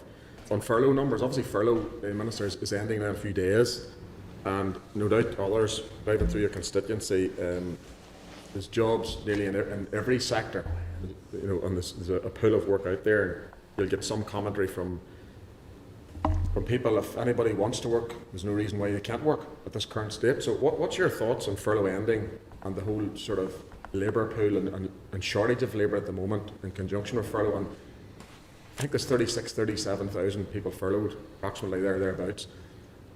Where are they furloughed at? And that seems a very high figure. Yeah. So furlough is one of many support mechanisms that were put into place as a result of the pandemic. and they were put in place because businesses couldn't open, or there were restrictions on businesses. That's why we had furlough and flexible furlough, part-time and all the rest of it. And that's now coming to an end. It'll be ended by the end of this week. And so we will go from having 36,000 people on furlough to having nobody on furlough. And that is a cause of concern in particular because we haven't yet, I suppose, opened up in the way that other parts of the UK have. The biggest area in which people are furloughed is retail. There's about 6,500 people furloughed in retail and wholesale. There are around 6,000 in hospitality and around 1,500 in arts, entertainment and leisure. So that's in and around 14,000 of the 36,000 furloughed in that way.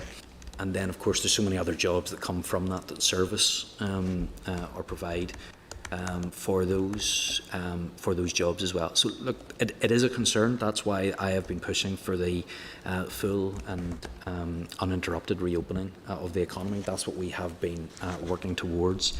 Hospitality in particular, I'm disappointed that we have still to make further decisions on relaxations in terms of hospitality. It's clearly for a decision for the executive to make, but the end of furlough will create difficulties there. We have called for sector-specific furlough for some of those industries in particular, such as aerospace. That will take that little while longer to recover, but there will clearly be changes by the end of this week. Okay, thank you for that, Minister. Minister, yesterday there was a Danish delegation within the Assembly, and obviously I met them from our party, and all the parties have met them as well over lunch. And it was actually good to hear, and it's good to hear again today, that some parties now realise that the protocol is not working. So the implementation in full that we heard drummed several months ago back in the Assembly, that rhetoric's now changing. I refer to some people in the past were in COVID bubbles. I think some people's in a protocol bubble. I don't know whether they go out in their community or in their constituency and are listening to real business. I just don't know how they're not listening to that message. What message did you receive from those 100 businesses, or approximately 100 businesses you met? What was the message you got from them? Yeah, well, look, the first thing that I would say is in many of those cases I wasn't asking. I wasn't saying, dish the dirt, tell me all about the protocol. That's certainly the way it wasn't. This is information that is volunteered very easily, because the effect on so many businesses is so clear and so critical to them, and it's depressing. It's very disheartening to see people struggling in that way. They've ran their business for so long, and some of the most frustrating, I think, examples came from people who said, look, this is something that I've done for 20 or 30 years. I brought X product into Northern Ireland. There's zero risk of it going into the European Union. Yet we now have all of this additional paperwork. I am staying up all night filling in forms, not sure if anybody's ever going to read them. I am spending time having to try and get advice. And this is all, of course, with hundreds of millions of pounds of government support, trying to make it easy, but it's still requiring businesses to take on additional people. It's still requiring additional paperwork to be filled out. So look, let's leave previous debates, previous arguments behind, all the rest of it. Let's accept that there are problems. Yeah. And if we can accept that there are problems, then how do we deal with it? How do we get the solution to it?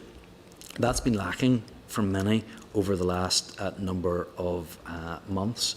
I think we're starting to see a bit of realism now. I think people are starting to recognise that there is a problem, and importantly that it's not sustainable and that it can't go on. And I hope other people will continue to move into that space. Just one final quick question, if I may, Chair. Touching on lockdowns, or the threat of lockdowns. Obviously, we've had numerous lockdowns across the pandemic, and the nervousness that causes within business. Are you picking that up, Minister, in regard to people talking about, well, could be a lockdown in October? Is that sort of squeezing, controlling business? Is that overarching them? Is it creating a shadow over the top of them? What's your thoughts on that? I think potentially in the hospitality industry. Because it's yet to fully reopen. As I said, there were 6,000 people in that sector still on furlough. When furlough ends, what do those people then do? Do they say, well, look, there's still too much uncertainty in this sector, so I'm going to go in? So it's really unhelpful, I think, when people are speculating like that. I think what we actually need to do is look at the facts of where we are. We're very, very close to having 90% of the adult population vaccinated, or certainly at least have their first dose. That's incredible. I don't think back in January time we were looking anywhere near that. In fact, I think some of the advisors had said getting to 70 or 80% would be enough to allow us to ease restrictions. Now, I understand Delta variant, other issues have come into play since then. But even at that, having 90% vaccinated in that way is incredible. I think if you look at the daily rate, it has gone down from where it was a few weeks ago. I think yesterday we were under 400 cases per 100,000 for the first time in many, many weeks. So things are all heading in the right direction. And what is continually going up is the number of people getting vaccinated.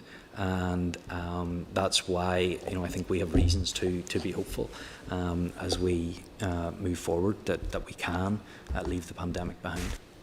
Thanks, Martha. Thank you, Chair.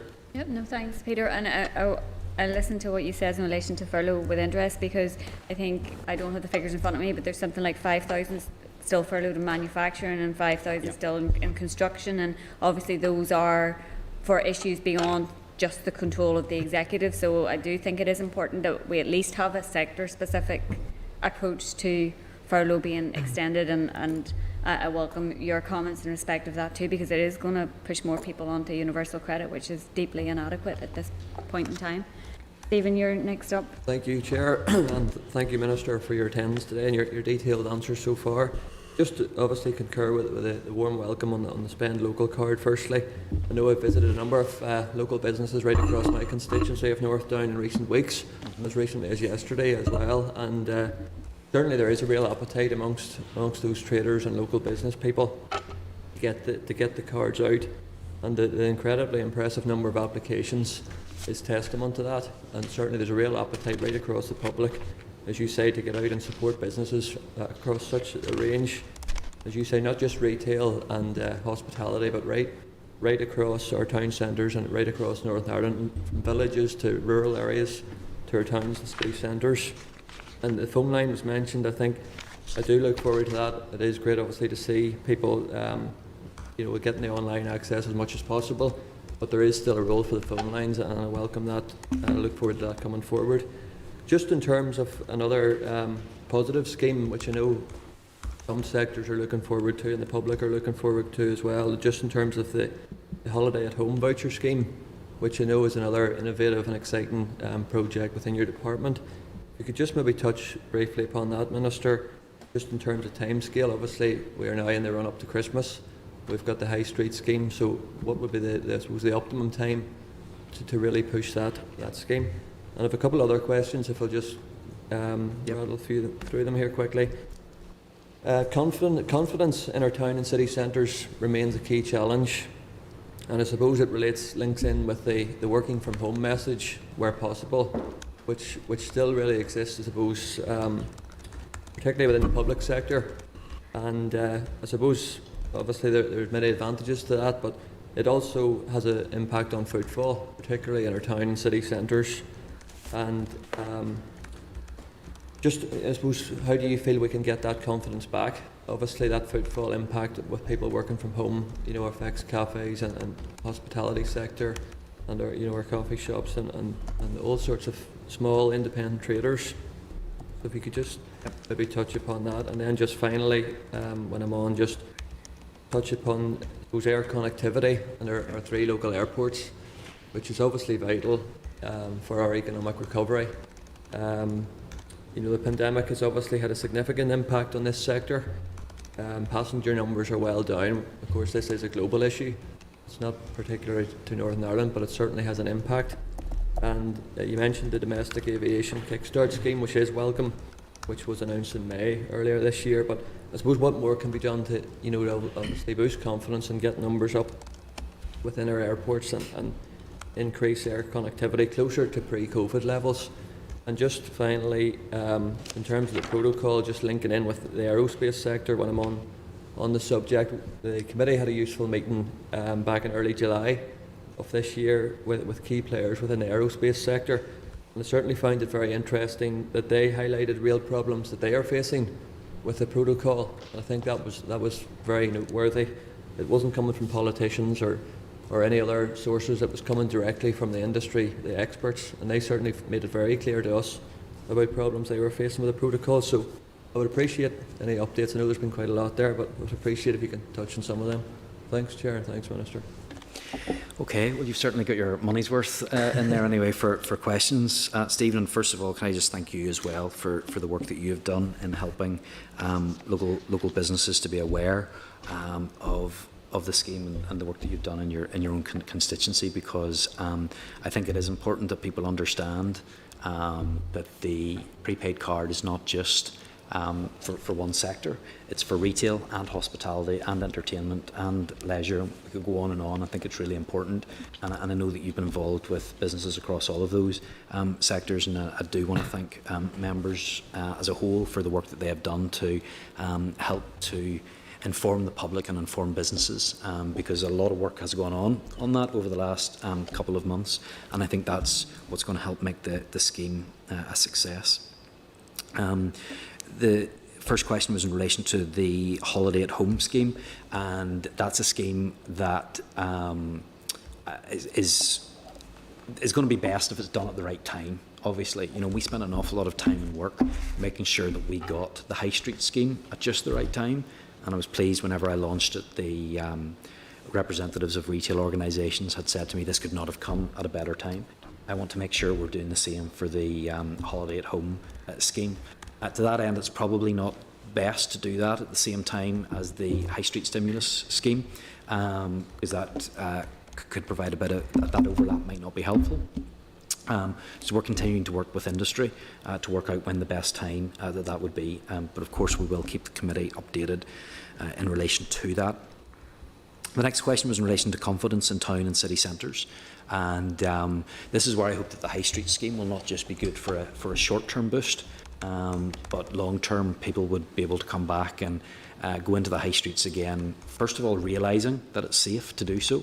Because I think so many of our businesses have gone to great lengths to ensure that the shopping, hospitality experience is safe and gives people confidence. But that people will also see what's on offer and want to come back again and reorientate that spend. But you touch on an important point, which is getting workers essentially back into our town and city centres.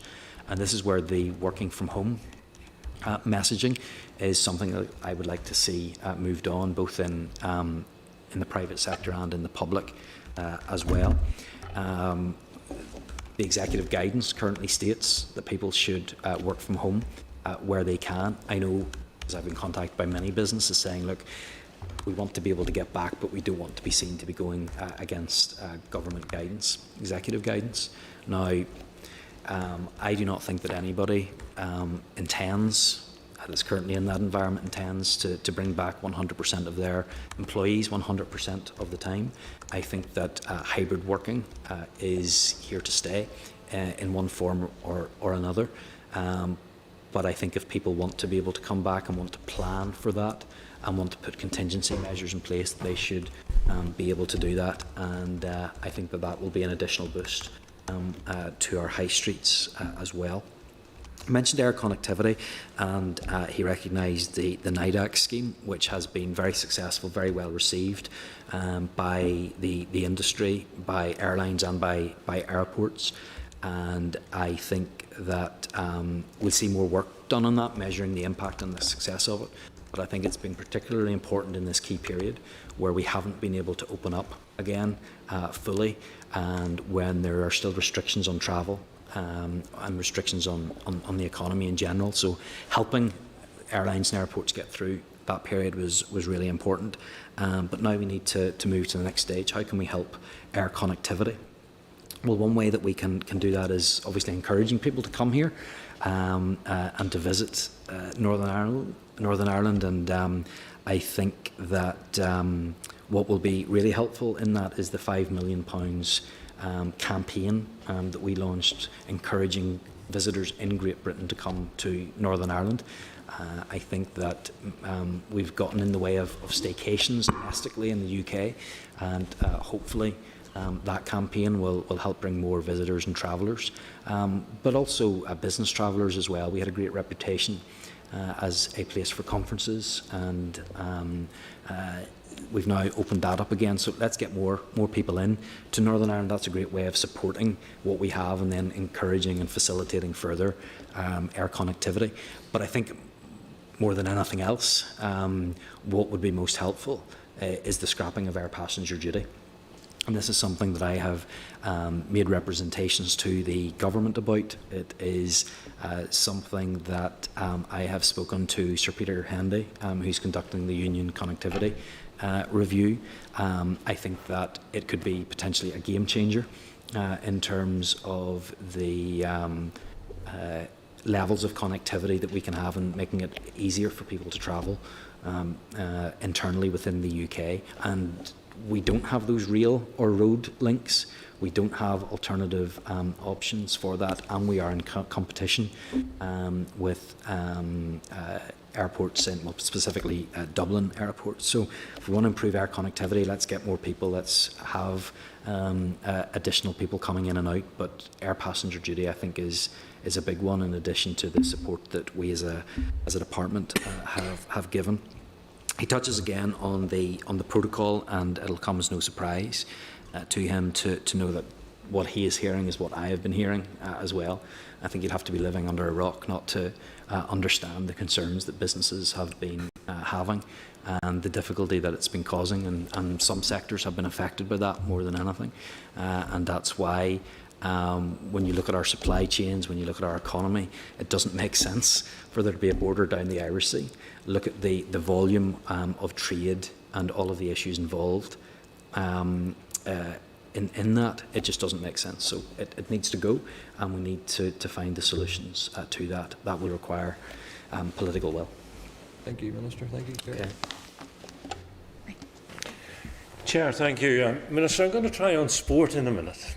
Right. But first, I want to go back to the High Street voucher, because when your officials briefed us on the 25th of August, NISRA had already increased their estimate of eligibility from 1.4 to 1.5 million. So your officials were modelling on 1.5, on an uptake of 95 to 97%, and a spend of £98 on average out of the 100. And on that model, we were told that the likely overspend was £2 to £3 million, 1 to 2%. So I'm still unclear what has happened since then for your department to set aside 21 million or 15% as a contingency. Okay. So I think what the member is maybe doing is accusing us of being too careful, and that's okay. I'm simply seeking clarification. Yep. No. Look. Okay. I understand. I think that we want to make sure that we have the capacity there, that we have the contingency for that. Those figures were obviously based on, like you say, a 95 to 97% uptake. What if that is higher? What if the average spend is actually maxed out? What if the NISRA estimate figures that we were given, what if it goes beyond that and the associated cost? I'm happy to bring in Paul again if there's any further clarification that you're looking for. Well, that's my understanding. And Paul's writing to us, Minister. I'm happy. Okay. The other question I'd like to ask on the voucher is this: it's clearly intended for a high street spend and not online. Mm-hmm. What is to stop somebody walking into Tesco at Knocknagunny and buying a £100 Amazon voucher and spending it online? Okay, so the coding may well allow that, because we get people. There's certain things that we can block people from spending. So, for example, gambling and financial services. It's been easy for us to stop that. Some of those things we haven't been able to stop. So technically it may be possible, yes, for someone to go in and to do that. That is not a major concern for me for a number of reasons. First of all, the research that we have shown, that we have been given, demonstrates that people actually want to spend it supporting businesses. They want to support independent retailers. They see the good, they see the policy objective, and they want to help those that have suffered most. I have had nobody that has come to me and have said, I really want to support Amazon during this difficult time. I haven't heard that from anybody. So I think that the initial intention of most people starting off with, that's where they actually want to spend it. They want to spend it locally. Secondly, we have a advertising campaign encouraging people to spend local, and we're going to be pushing that message. And thirdly, I think it's the incentivisation that local businesses are going to that they're going to give. Local businesses that I have been speaking to have said that they're encouraging people to spend their card locally, and if they do, they may give an extra 10% off. Or if it's in hospitality, you may get a free drink or coffee or whatever else it might be. So there will be those incentivisation schemes there as well. So taking those in the round, I think that's going to cover the vast majority of people. Moving on then, next year sees the 100th anniversary Ulster Grand Prix. There's plans for a round of the British Superbikes and of course the North West 200. Are you in a position to support these events which generate some £20 million for the economy? So there are a number of major events that we are currently looking at right now and seeing what support the department or its agencies can provide. I look back over the last decade and see a number of major events. I fully recognise the economic opportunities that they can bring, the jobs that they can sustain, and I think if you look at the Open in particular, it has been a major draw in actually bringing people into Northern Ireland. So there is an incredible economic benefit that can come from us holding major events. There are a number that we are looking at right now. I hope you'll understand if I don't go into the details of where they are all at, but certainly I can say as a department and our bodies, we want to be able to support where possible, and where there is that business case and where it is value for money, we want to make sure that we do that. Can I ask then, will you consider supporting the Northern Ireland senior women's team at the Euros in England next year? This is only the fifth time a senior team has qualified for major finals. I'm old enough to remember the second time, which was Spain '82, and the late Harold McCusker being very exercised that the Tourist Board, and it was probably the Industrial Development Board, but Invest, were not at the team hotel with a stall promoting Northern Ireland, and that is an opportunity, I believe, that could be considered with the women's team in England next summer. Okay.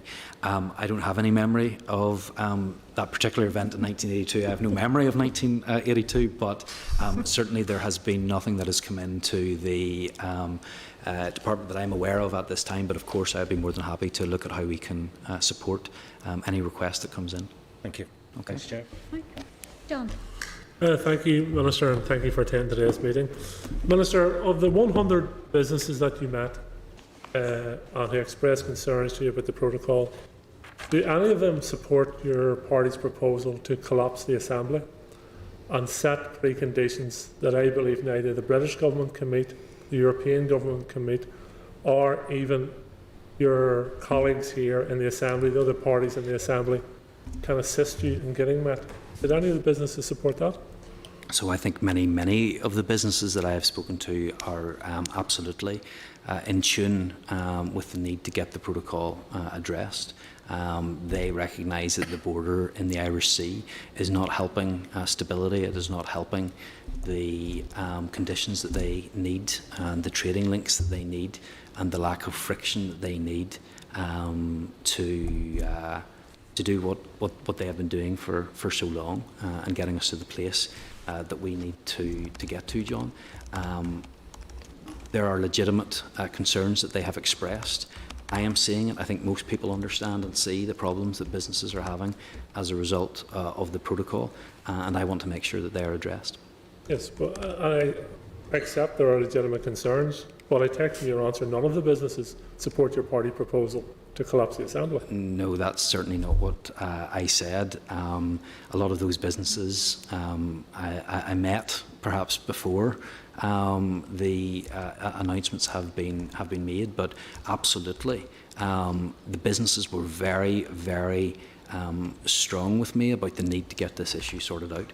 You have to understand what some of these businesses are actually going through and the difficulties that they're facing. You need to understand the pressure that they find themselves under and the additional workload that has been placed upon them, the employees that have had to be diverted to deal with some of these issues, or in some cases, the employees that have had to be let go because they're not able to operate parts of their businesses.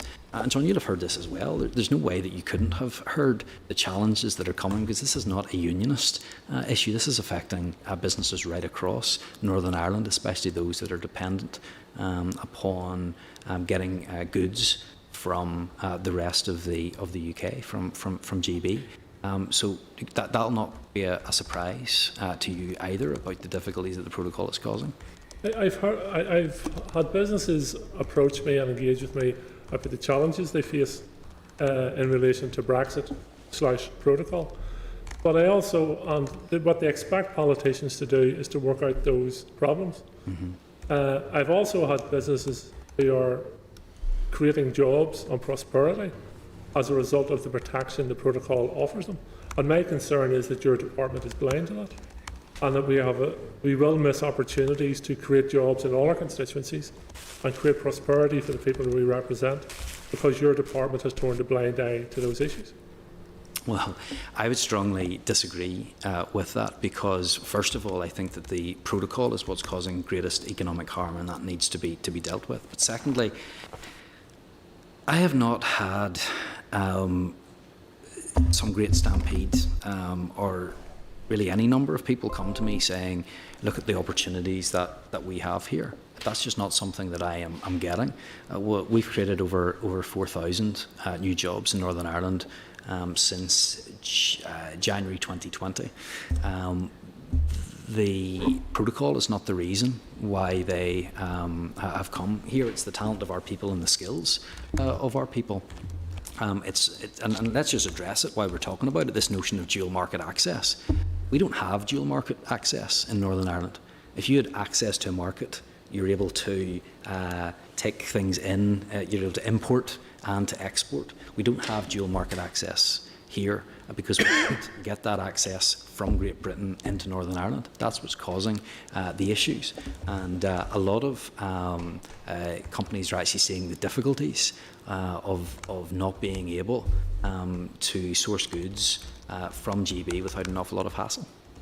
Well, I don't have the exact words in front of me, but recent comments from Invest NI would suggest to me that they are being approached by businesses in relation to the access we have and the opportunities created under the protocol. They may well have been approached by that, but of course it doesn't take long for someone to actually look through what the protocol actually means, and they will recognise that there are difficulties, because it's not dual market access. Let's just nail that on the head. It's partial between Great Britain and Northern Ireland. That causes a huge problem. Well, I don't want to labour on this too much, but if I was Minister of the Economy and I wasn't being approached by businesses to discuss this, I would be seriously concerned. Yeah. Because other members are being approached. But that's maybe because you've bought into the line that the dual market access is something that is actually what is in place when it's not. Or they believe they have a minister who would be hostile to their proposals. But it's just simply not the case that we have that dual market access. Is your office open to businesses who believe that they can create jobs and prosperity as a result of the protocol? Well, sorry, if someone wants to come here and create jobs and prosperity, well, absolutely. But I don't think it was, and our evidence has shown that it's not because of the protocol. Where are we getting our success from? We're getting our success right now because of the skills that our people have, or the support that we're able to give them in upskilling people as well. So it's fairly straightforward. That's where the investment has come right now. And regardless of that, though, our focus needs to be on improving the situation that we find ourselves in right now and the difficulties that are being caused by the protocol and the East-West trade issue.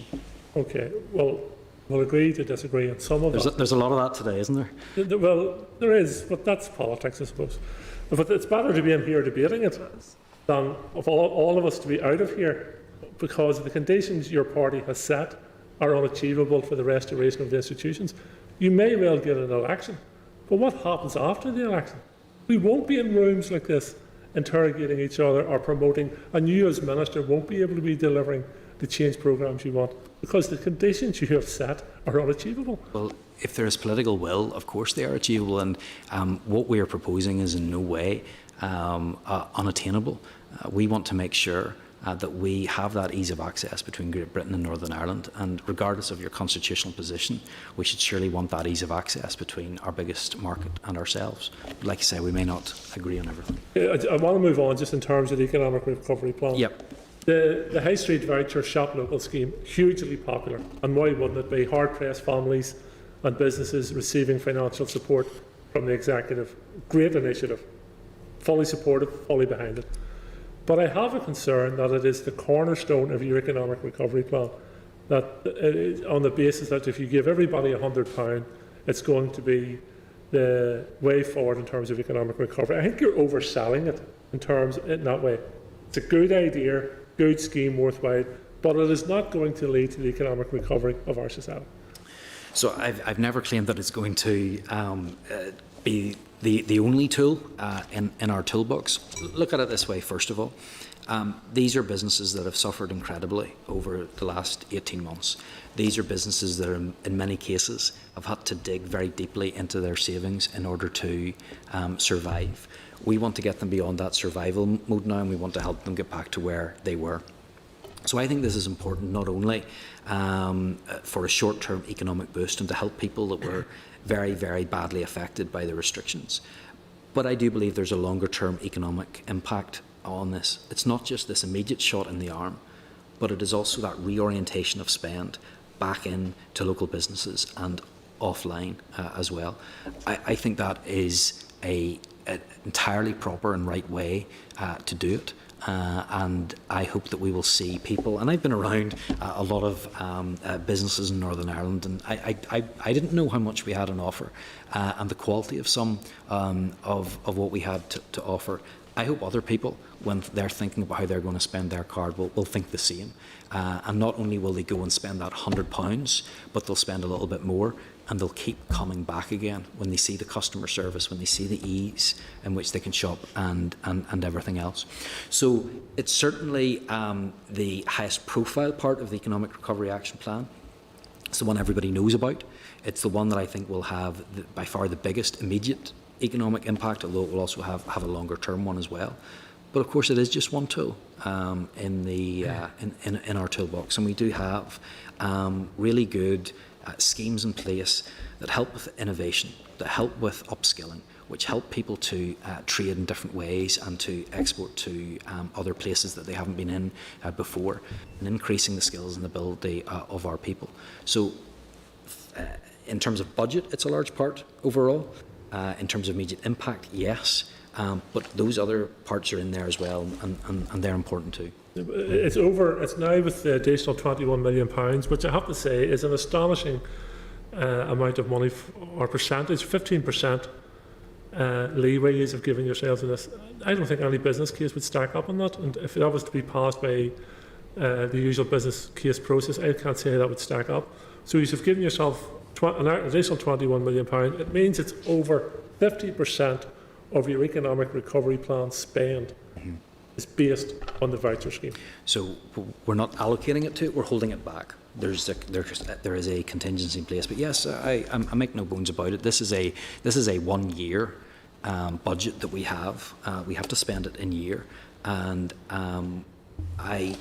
I'm glad that we can target it in this way to help those that had so many difficulties after the pandemic and still during some of these restrictions. So I think it is right to give that economic boost. We could have given it directly to businesses, but we're using consumers as a conduit to filter that through to them instead, and I think that's I think it's right, but I want to see this go on beyond the next financial year. I think some of the things that we're doing in terms of helping to upskill, helping to promote innovation, helping our businesses to export into new markets, those are things that can continue.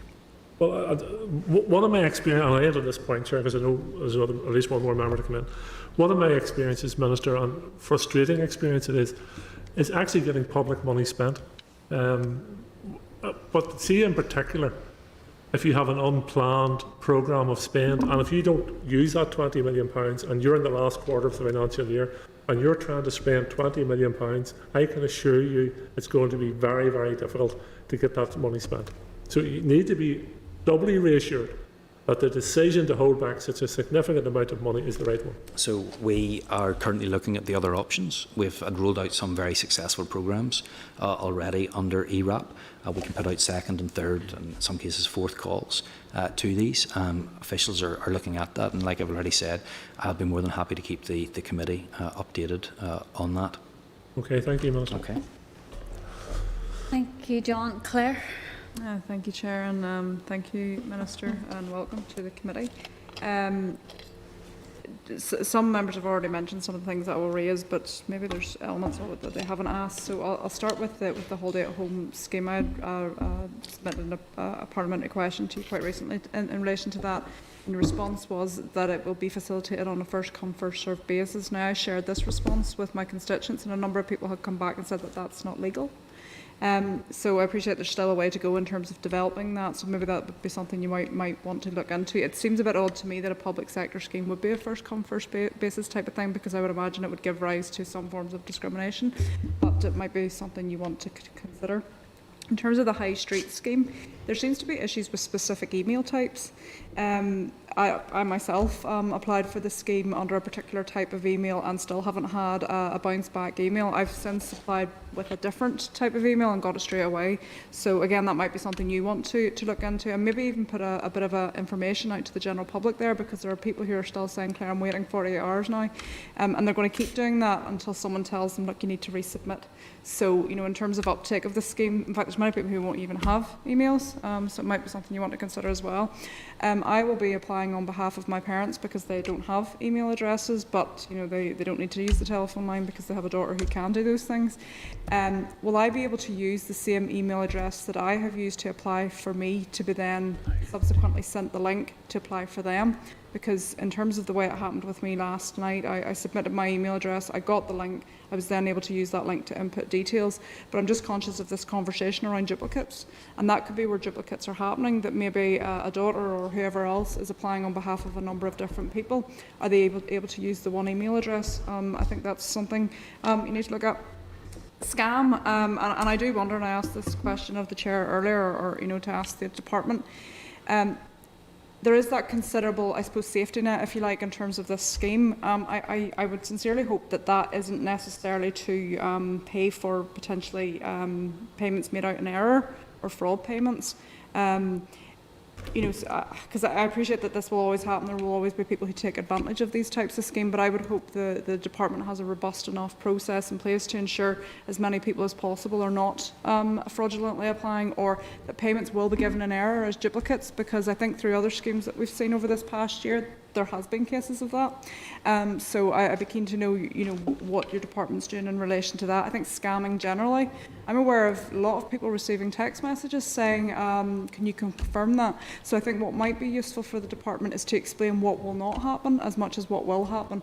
My understanding is you put your email in, you click the link, you went through, whereas some people may think, well, they've got my mobile number, which you had to provide. Maybe I'm going to get a text message, and that's then giving rise to a scam because people are then going through links via that.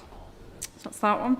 My next question is around HGV shortages. I've been raising this issue for a while, so I don't think it's directly as a consequence of the protocol. I think it's as a consequence of probably immigration policy from Theresa May's 2011, I think it was, changes in relation to that. I also think the pandemic expedited a lot of people going home, so a lot of those HGV skills have been lost. I raised it with your predecessor via your special advisor as well about potentially an assured skills course are in HGV, but he responded in saying that there is a licensing issue in relation to that, or there's some sort of technicality which meant that the department couldn't necessarily facilitate that. So I'd be keen to get a bit more detail in relation to that, because HGV shortages are significant. I'm also aware of where councils potentially have an opportunity to provide HGV type skills. And I would like to see more councils utilise that. Belfast City Council, to their credit, have utilised these types of courses. I've put it to my own council area. They didn't really seem interested, but maybe they require more support in doing that. And the last one is in relation to the domestic use of COVID vaccinations. I'm now receiving an awful lot of messages from students studying in Scotland from Northern Ireland who are being told that they cannot go into hospitality or other places because they don't have a confirmation of a double vaccination despite having that. I had written to the Minister of Health about this, I want to say, a number of months ago, and he had suggested to me that the regions of the United Kingdom were working together on some sort of certification for domestic use of a double vaccination certification. I appreciate it's not directly your responsibility, however it is affecting particularly students who are going across to Scotland where a COVID certificate is required. What's the Northern Ireland Executive doing for people from Northern Ireland, specifically from your remit of the Department of the Economy, to provide that confirmation for those who do have their double vaccination? Is there anything else? No, that's it. Well, there's plenty more, but hopefully that's the next one. Okay. I think I got all of those down. The first one was in relation to the holiday at home scheme. We are, as I said to Mr. Dunn, just trying to work with industry to make sure that we get that at the right time. I'll just bring Paul in at the end on that and on the fraud scam issue, just to give Paul a heads up in terms of the legality around the first come first served issue. In terms of the different types of emails, I have, just before I came in here, I was alerted to that. Well, I got an answer to that after constituents had raised the issue with me also. It does seem to be the case that certain email providers had got these emails into their system and held them as spam, and in some way checking them out or doing some sort of checks on them before it would eventually go into the inbox. I'm not over all the technical details of it, but this has now been worked through. There's a bit of a backlog. That's why there's certain email addresses have gone straight through, and others it wasn't because of the delay on for your our information, end. it's not going to spam either. You know, it's getting locked before it's even getting to the recipient. It's getting locked before it gets anywhere near your own account. That's my understanding. That's now been worked on with the email providers, and there's just a backlog that's been worked through, but you don't need to apply again. Everything seems to be okay, and Paul might be able to give us a little bit more of the technical detail on that. In terms of you applying on behalf of somebody else, you apply on your own behalf. Yes. You'll get sent the link. Mm-hmm. You fill yours out, and then start the process again. Mm-hmm. And you'll be able to do that then the 4 times. But you will need to complete your application, but do them one at a time, completely, and then that's how that will go. Okay. Look, I totally understand the concerns around scams. I've tried very hard to alert people to the fact that there are many people out there who will be trying to take advantage of this. Again, we will never ask for your details, and I would just urge people to be careful, be vigilant, especially those in your family or your community that might be a little bit vulnerable to this sort of a scam. And Paul can go into a little bit more detail just on the fraud unit that we have and how that works. HGV shortages. You know, I think the big thing that can take pressure off here is getting the testing happening again. As I'd outlined to other members Minister, as well. I've raised that with the Department for Infrastructure, and she says testing is not the issue, so there's a... Right. Oh, well, it certainly is the case that we had high numbers of people that were being tested back in 2019, and that hasn't caught up again. But I'm happy to take that up with executive colleagues as well. And potentially, I actually had a query this morning as well from a constituent who said that there was the UK government perhaps were offering a free course in relation to HGV, which is why I thought potentially around assured skills. You know, I speak to hauliers all the time, and they tell me, you know, hen's teeth to try and get people trained in this area. So whilst I appreciate testing may be another part of it, I do think HGV and the opportunity to upskill as well, certainly, which is your remit. So yeah, absolutely, and I think it is the case now as well that as a public and businesses are starting to value and understand the importance of people in this industry, and so we need to see that followed through. Look, I'm happy to explore whatever options that we can in relation to that, though I understand there may be some difficulties around it. In terms of domestic COVID vaccinations, although it may be the case that in some parts of the UK this is being asked for, that has to be an executive policy decision in terms of what certification would look like for Northern Ireland residents to use in other parts of the UK. But look, I just have to be honest with you and say that's really an issue for the executive as a whole to decide on that. As a member of the executive, would you take that concern back that students from Northern Ireland who are potentially studying in Scotland, where a double vaccination is required for entry into hospitality, are not able to get that? So as a member of the executive, would you take that back? Because we do have a mechanism where a COVID cert app is being used for international travel. So this isn't about what's required in Northern Ireland necessarily. This is about how people can confirm what they have. So if they have the double vaccination, how can they prove that in jurisdictions where it's required, I suppose? No, I understand that, and it is something the executive will discuss. Paul, maybe I could just ask you to confirm that I got the or give a bit more detail in terms of the technical parts in terms of the email, and then the holiday at home and the fraud issue. Yeah, absolutely. So, as the Minister explained, we're preparing advice. It's sort of working closely with colleagues in Tourism Northern Ireland, and we'll present that advice to the Minister shortly, so we can ensure the advice reflects that issue. Claire, if you wanted to write to us that gives us a little bit more detail on the specific legalities that you're talking about, I think that would be helpful from our perspective to ensure certainly that we've thought about it and we can give you a response as to how we're managing that particular issue.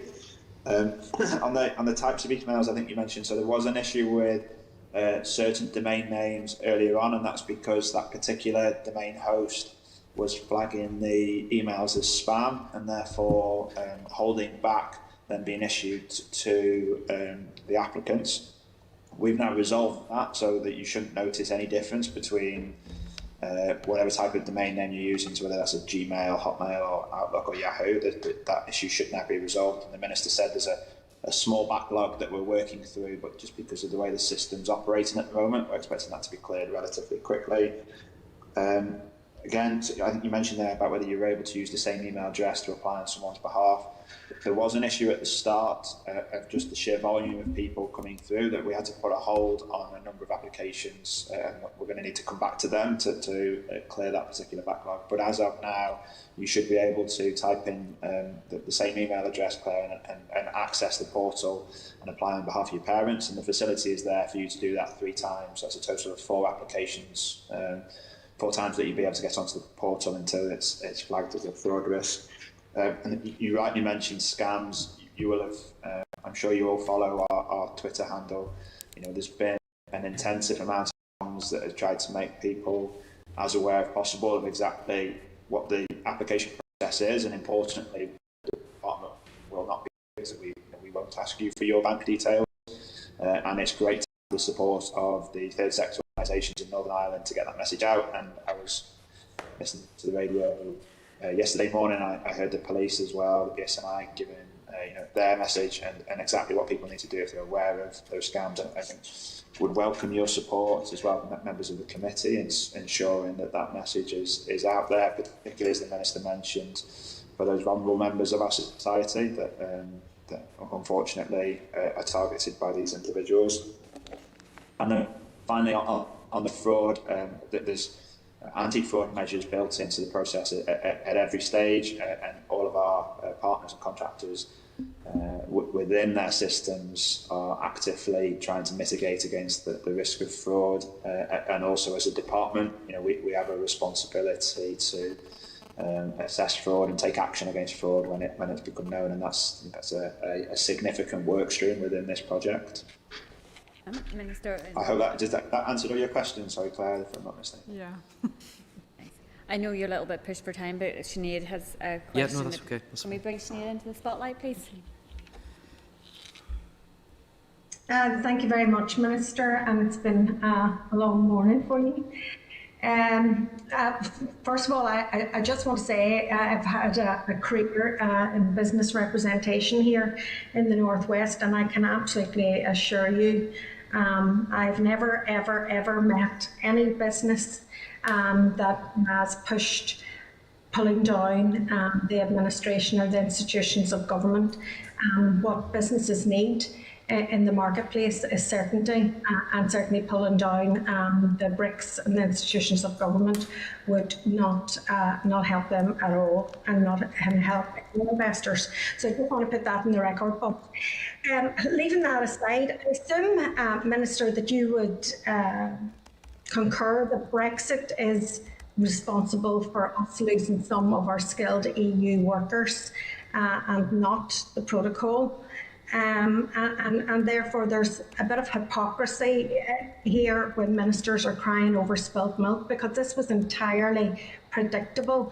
So what preparations have you made and your predecessors made in order to plan for the skill shortages that we've actually are experiencing at the minute? So that's the first question. I'll give you the other two questions that I have here, because I know your time is probably being pushed now at the minute.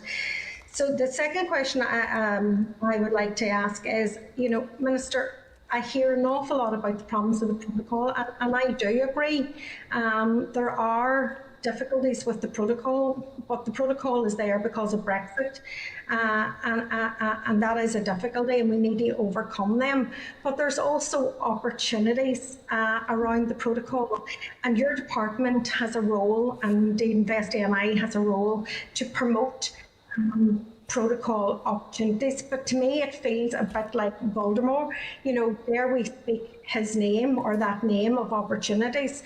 And it's so important that at this time, when we have a lot of challenges in our economy, that we use every lever that we have to push the opportunities for investors and businesses here in Northern Ireland. And I'd like to think that you wouldn't be a barrier to any of that, or your department wouldn't be a barrier to any of that. But I'd like to know specifically what opportunities are you promoting that gives us a unique position. And thirdly, we need to make sure that the economy is levelling up for every place in Northern Ireland. We've had 1,621 jobs announcements in Belfast this year. How many job announcements have been made in Derry since January? Okay, Sinead, thanks very much for your questions. And the first one is in regards to the skills shortage. And this is something clearly that I am aware of and taking action on. That's why, first of all, at the UK government level, I've made representations to ensure that we have that flexible migration system in place, so that if we do have an immediate deficit of skills, that we have the ability to source those skills from elsewhere. But I hope that you'll be familiar with the skills strategy that my department had put out for consultation. That has been really well received by stakeholders, and that's where our focus needs to be in the longer term, is making sure that people in our society have the skills that they need for the opportunities that are going to be there for them. I have said I want a healthy economy that works for everyone, no matter where you're from, no matter your background, and I want to make sure that we make sure that the skills opportunities are in place so that they can take advantage of those. Look, like other members around this table, I don't think we're going to find common ground in terms of the protocol. Certainly, I've heard so much about the benefits that could potentially come from them, but that has not been my experience. I go back to the issue, the big benefit that has been touted about the protocol is the dual market access, but that is just simply not the case. So many of our manufacturers in particular, even if they wanted to export into the EU, which of course many of them do, the difficulties arise when they source their component parts from the rest of Great Britain. So what I want to do and what my focus is on is ensuring that we find solutions, that the government and the EU step up and actually deliver what they promised that they would deliver for Northern Ireland. Finally, the member had talked about regional balance and levelling up. And I've said already that I want to make sure that we have a healthy economy that works for everyone, and that means no matter where you come from, no matter your geographical location. And I hope that I, in some way, demonstrated my commitment to serving everybody in Northern Ireland and all parts of Northern Ireland.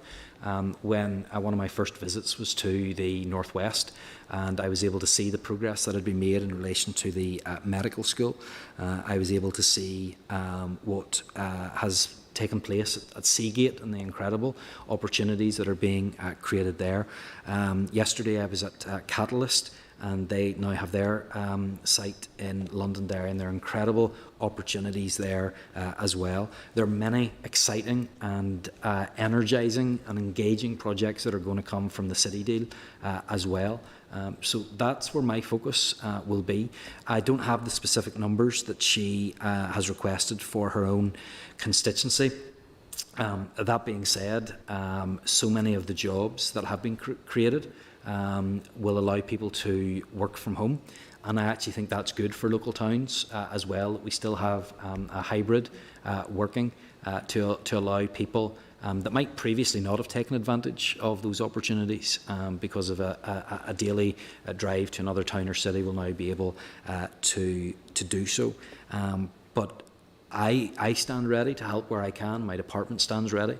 Invest, NI, all to do what we can to ensure that we can all benefit from the opportunities that we have in Northern Ireland, because our skills, our talent, our people are from all over Northern Ireland, and I want to see that reflected in the jobs that we have. That's why I am fully supportive of the 10X vision, along with other stakeholders, and why we're bringing in these other supporting documents as well, be it the skills strategy, the energy plan, the associated documents in terms of tourism or whatever else it might be, because I do want to see everyone, regardless of who you are, regardless of where you're from, benefit from the strong fundamentals that we have in our economy and the opportunities that can come from them. Minister, thank you very much for that answer. And with the greatest respect, and you'll always be welcome in my hometown in Derry, but it's not visits that we want, it's jobs. 2 weeks ago, you announced 100 jobs for Argo. Last week, or yesterday, you announced jobs for in Belfast as well, another 180. Last month, it was 120 jobs in Tribe. The month before, June, it was 771 jobs in PwC. In June, it was also 180 jobs with Vision One in Belfast. Again, in February, in KPMG, it was 200 jobs in Belfast. In January, it was 7 jobs in Evercoat. Derry has not been mentioned since the beginning of the year. What's wrong? That all adds up to about 1,621 jobs in Belfast. That's not even up. And we welcome your visits, but it's the jobs that we want, to be perfectly honest. And we can't level up, and we can't deal with the regional disparity and the sub-regional inequalities unless you make that decision to be a policy choice within your department and direct Invest NI to do so. And you haven't done it, and your predecessors haven't done it. And for all the goodwill in the world, you can't talk about economic recovery when we're actually excluded from any type of economic recovery until you deal with the foundation stones of what that means in this region. Well, look, I'm pleased that despite what the member has said, that I'm still welcome to visit her in her constituency, and I'll be happy to do that at any time. And we will continue through Invest NI and whatever other opportunities we have to point people to where there are opportunities, and I will not be behind in doing that. I want to make sure there are opportunities and jobs created right across Northern Ireland. I do think it is positive, though, that some of those jobs that you've mentioned, although the businesses may be headquartered in Belfast, there is still the working from home aspect, which means it will be easier for people right across Northern Ireland, regardless of their location, to maybe apply for jobs that would not previously have been the case. But I always stand ready to help. As a committee, it is your job to advise and assist me in policy formulation, and if there are specific requests that you have, if there are changes that you think that we can make, my door will always be open to hear those ideas and to receive that help from you, because it's my goal to help all areas of Northern Ireland and everyone, regardless of geographical location. Well, I have lots of ideas, so I'll be knocking in your door on Monday, but they're not wanted here. I state them here very, very regularly, what needs to be done in relation to developing the economy of the Northwest and the region. So I'll take you up on your offer. Expect a phone call. Okay. Minister, thank you very much for your time this morning, and I'm sure we'll have you back soon, probably to debate the protocol and Brexit again, but... I can't wait. I can't wait. If you're still a minister. Well, I hope I'll be able to convince you. Or if there's any ministers. I hope I'll be able to convince you. Okay, members. Minister, thanks for your time, and apologies for keeping you slightly over that time. Members, we are going to... Would you want to pick up on some issues first of all, Peter? We've a number of bits and pieces, Chair, that we've made notes of, and we'll follow up directly with officials through our Dallo readout. And then if there's anything else members want to highlight that occurs to them at a later stage, if they can send us an email through, then we can add that. Can I add one? The Minister mentioned additional actions in the Economic Recovery Action Plan in relation to Innovate UK and bids that were worthy of support but didn't get support. Just can we clarify what that's in relation to?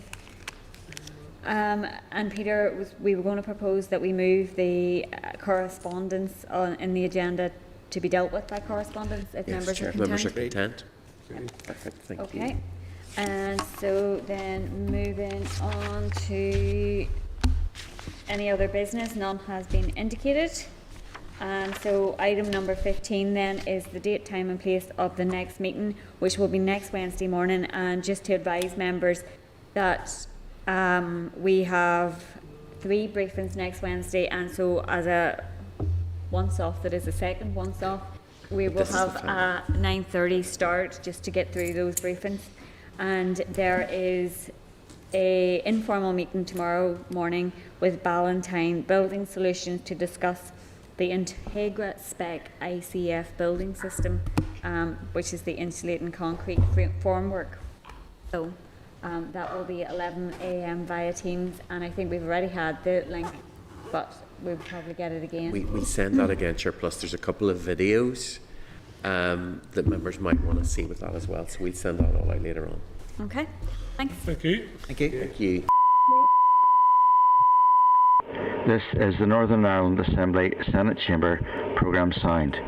This is the Northern Ireland Assembly Senate Chamber programme sound.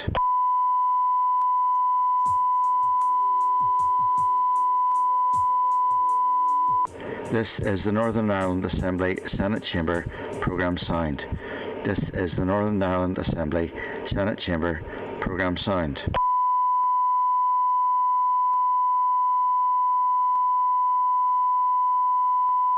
This is the Northern Ireland Assembly Senate Chamber programme sound. This is the Northern Ireland Assembly Senate Chamber programme sound.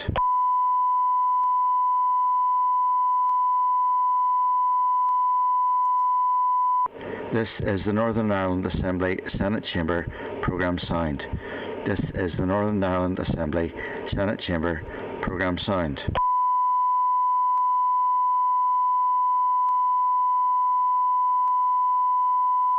This is the Northern Ireland Assembly Senate Chamber programme signed. This is the Northern Ireland Assembly Senate Chamber programme signed.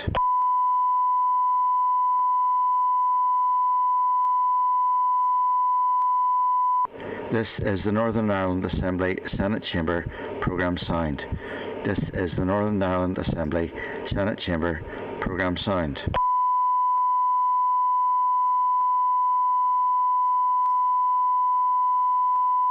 This is the Northern Ireland Assembly Senate Chamber programme signed. This is the Northern Ireland Assembly Senate Chamber programme signed.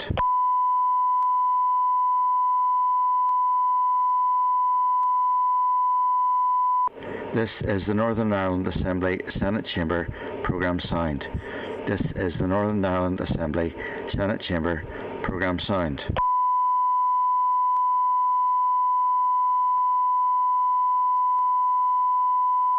This is the Northern Ireland Assembly Senate Chamber programme signed. This is the Northern Ireland Assembly Senate Chamber programme signed.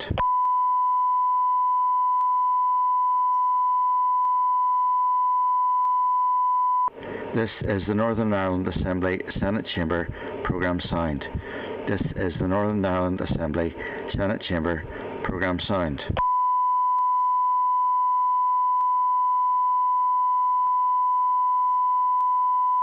This is the Northern Ireland Assembly Senate Chamber programme signed. This is the Northern Ireland Assembly Senate Chamber programme signed.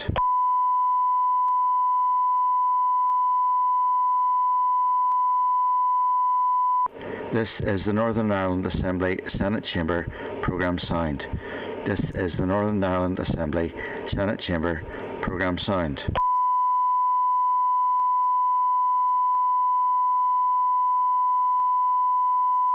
This is the Northern Ireland Assembly Senate Chamber programme signed. This is the Northern Ireland Assembly Senate Chamber programme signed.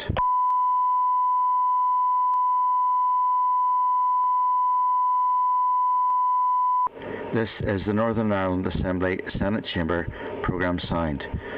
This is the Northern Ireland Assembly Senate Chamber programme signed.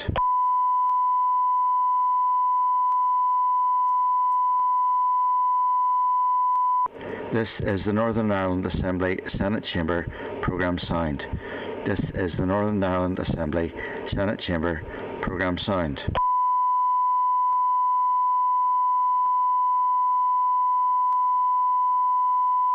This is the Northern Ireland Assembly Senate Chamber programme signed. This is the Northern Ireland Assembly Senate Chamber programme signed.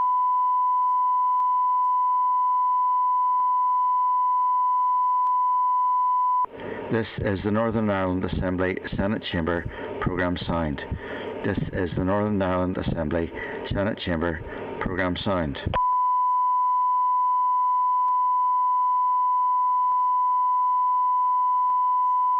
This is the Northern Ireland Assembly Senate Chamber programme signed. This is the Northern Ireland Assembly Senate Chamber programme signed.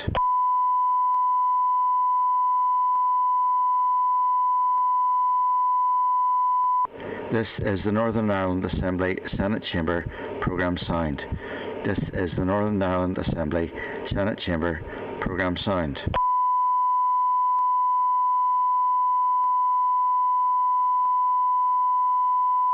This is the Northern Ireland Assembly Chamber programme signed. This is the Northern Ireland Assembly Senate Chamber programme signed.